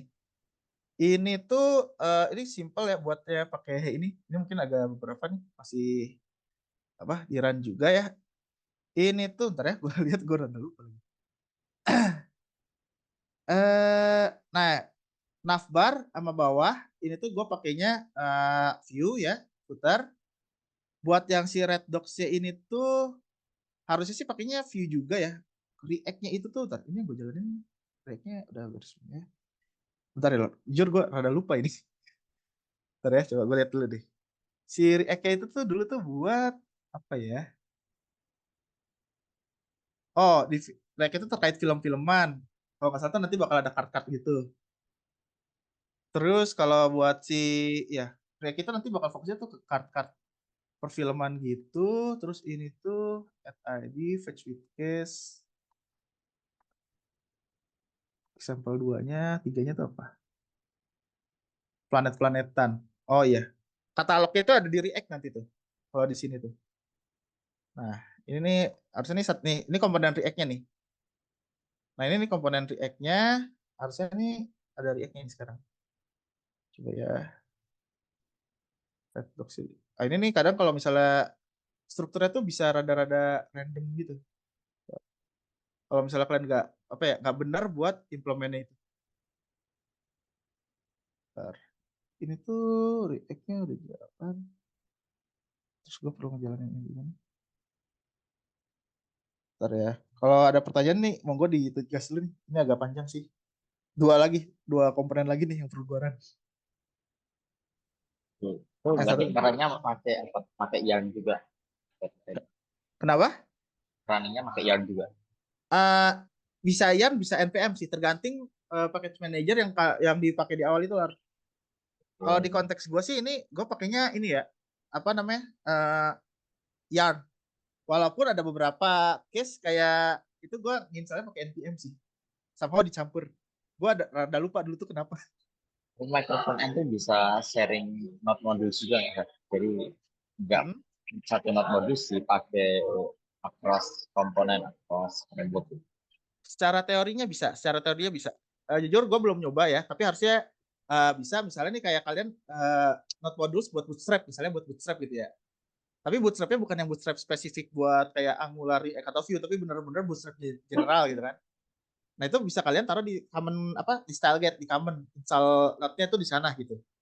Jadi nanti di komponen tinggal pakai aja. Misalnya mau manggil card atau manggil apa ya slider, carousel kayak gitu kan. Itu bisa kayak gitu lah. Itu. Wah ini kalau masih ngeren mungkin gue contoh ini dulu ya.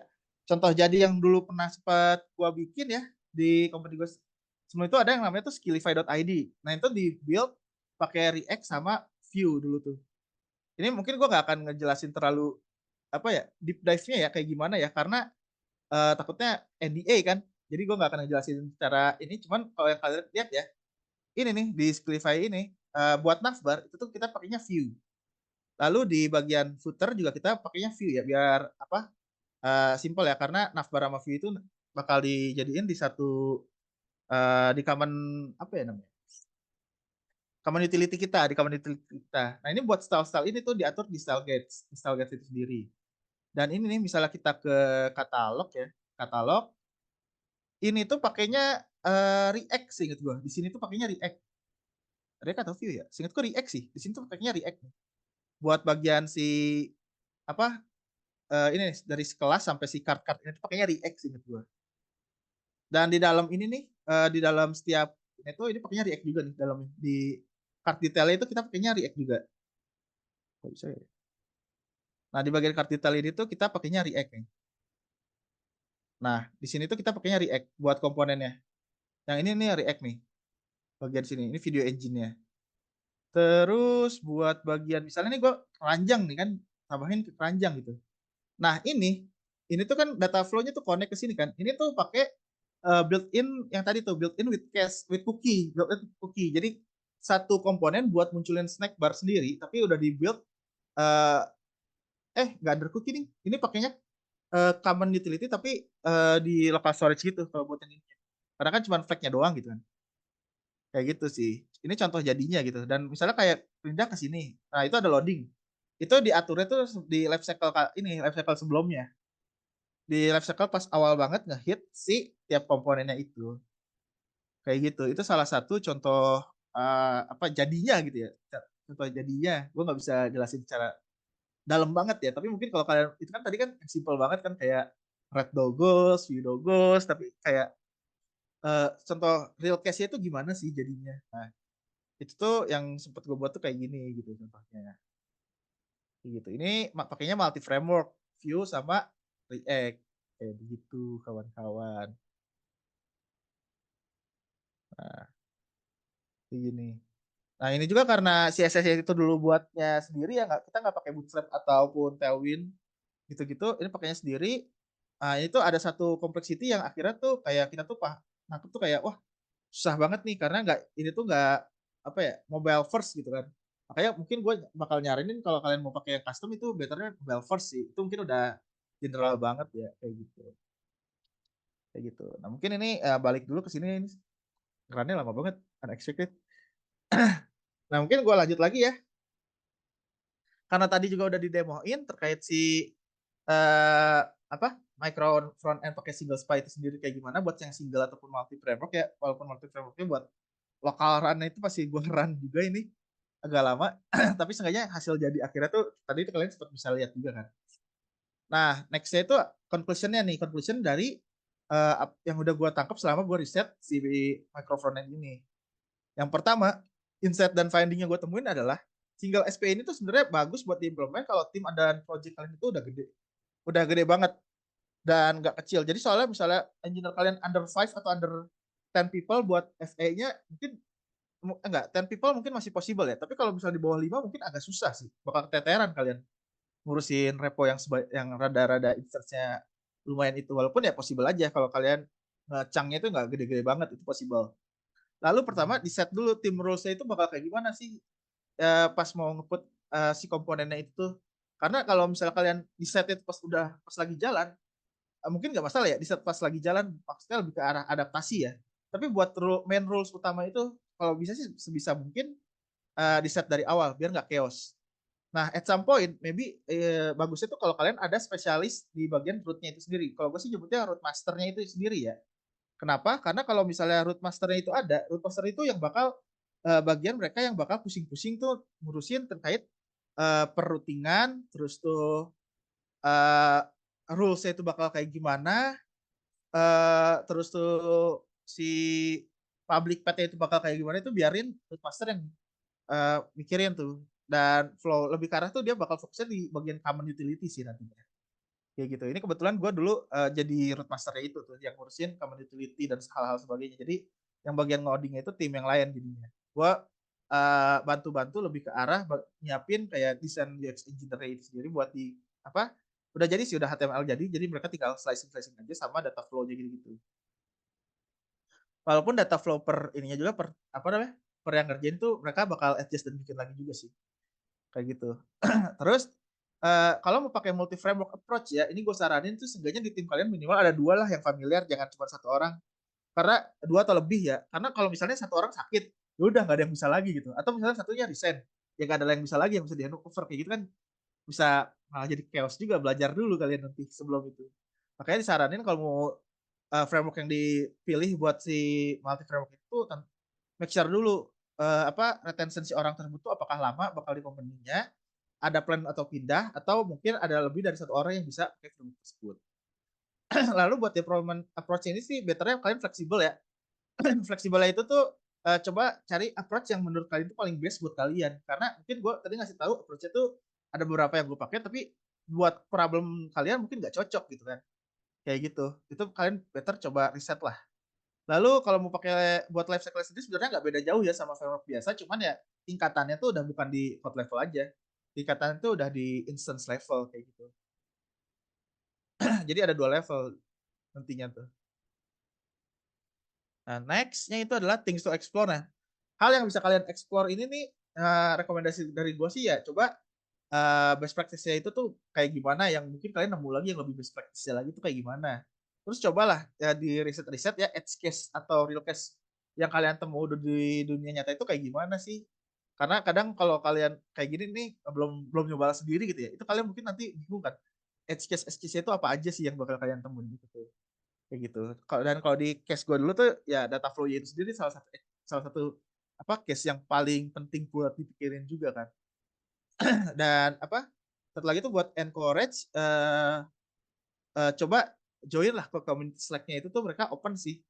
Selama itu masih belum di hide sih, sekarang sih masuk kayaknya mas-mas aja masih open ya, masih aman gitu ya. Kan ada yang kayak community lu kalau mau gabung harus bayar dulu baru bisa gabung gitu ya. Kalau ini mumpung masih free ya, kalau kalian tertarik dan pengen nyoba mungkin bisa gabung. Dan mungkin kata-kata terakhir dari gue ya, jangan takut buat nyoba ya. Kalau kalian nemu problem ya coba dibagi-bagi jadi kecil dulu, baru ditaklukin satu persatu gitu, divide and conquer all step by step gitu kan. Nah, mungkin sekian sih dari gue presentasi. Thank you ya dan terima kasih ya, arigato gitu kan. Gue balikin lagi ke Lori gitu. Wah, thank you, Rakis sama. Tadi menarik sekali. Jadinya ketika tim udah mulai besar, kita bisa lakukan decoupling kali ya kalau biasanya. Atau mungkin tadi bisa nge-call.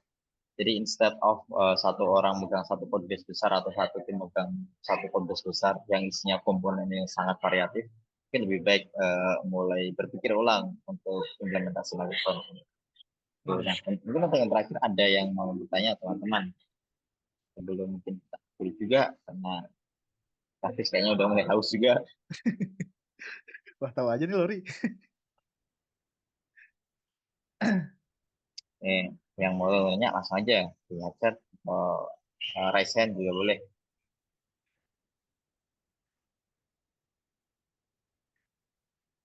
Oke. Ini yang Alpi udah belum ya tadi? Yang strategi buat repository code itu udah dijawab belum ya, Lor? Udah, cuman Ada ya itu ya? Oh, yang dibacain ya tadi ya? ya. Oh ya, nanti ini buat slide sama gue bikin docs juga nanti bakal gue share di LinkedIn gue, jadi nggak usah khawatir. Nanti paling gue minta Lori buat ini aja share ke kalian. Nanti di repost sama linknya Mas sama satu IG ya. Oke, aman loh. Oke, aku rasa masih belum ada yang bertanya. Mungkin apa aja yang nanya kali, Pak? Yo, gas, Lor. Ini possible nggak untuk implement Microsoft untuk JS? Ya orang yang punya Vanilla JS. Vanilla Possible nggak? JS. Ya. Vanilla JS secara teori sih possible loh. Secara teori possible ya. Karena pada akhirnya itu tuh yang dibutuhin tuh adalah ini build resultnya itu sendiri dari setiap komponen. Walaupun ya mungkin kalau misalnya kalian tidak cocok pakai mau pakai vanilla tapi nggak cocok pakai single SPA, kalian bisa coba approach yang lain. Tadi kan gue udah sempat ngasih tahu approach itu kayak ada iframe, web component gitu-gitu kan. Nah mungkin kalian bisa nyoba dari salah satu approach itu sih. Walaupun ya rekomendasi gue mungkin iframe web component itu lebih visible dibanding iframe. Kayak gitu sih. Oke. Oke, menarik. Karena mungkin ada di beberapa company yang masih pakai vanilla gitu ya. Iya. Jadi kalau mau implementasi dari saya. Oke, mungkin itu aja kalau nggak ada yang pertanyaan. Rakus, mungkin yang terakhir ada yang mau disampaikan atau yang mau di-sharing sebelum tak tutup as a closing statement. Keep ini aja ya. Keep coba-coba. Terus kalau misalnya nge-stuck itu tuh mungkin jangan bingung-bingung sendiri ya. Kalian bisa coba cari community ini berlaku nggak cuma di single SPA aja ya, tapi berlaku buat semuanya. Bisa coba join community ataupun cobalah trial and error atau pakai cara-cara yang mungkin kayak tadi kan nggak visible tapi local storage atau session storage. Dari situ tuh kalian bisa ngembangin lagi idenya kayak gimana sampai kayak itu contohnya tim gue akhirnya dari yang awal kayak storage kayak gitu lokal dan session akhirnya kita tuh bisa pakai cookie gitu. Jadi keep trying lah intinya kayak gitu sih Lor, kalau dari gue Lor. Tetap semangat. Wah, tuh, menarik, menarik. Mantap, Rakis. Terima kasih. Nah, ini kan Rakis kebetulan juga udah sharing nih yang ke Ngabuburit IT yang yang pertama kita ngomongin tentang microphone. Nah, kita nanti juga akan ada workshop lain teman-teman kayak yang aku jelasin di awal. Kalau mau tahu jadwalnya atau kapannya itu atau nanti registrasinya kemana bisa cek aja ke Instagram nanti saya atau linknya aku share di chat. So, nanti kita rencana minggu depan kita akan bahas tentang TDD, test driven development. Kita bahas juga tentang kita ngebedah Python. Ada apa sih di balik Python? Sama nanti kita bahas satu product metric namanya NSM, North Star Metric. Mungkin gitu aja, kita akhiri saja workshopnya. Terima kasih teman-teman yang sudah hadir dan mendengarkan dan menyimak tentunya. Semoga bisa menambah perbendaharaan knowledge teman-teman terkait teknologi. Juga terima kasih sama Rakis sudah membagikan ilmunya di bulan yang berkah ini. Semoga jadi amal jariah. Aman, amin, aman. Sudah meluangkan waktu juga nyiapin materi. Itu saja. Selamat sore teman-teman. Bye-bye. Bye, thank you.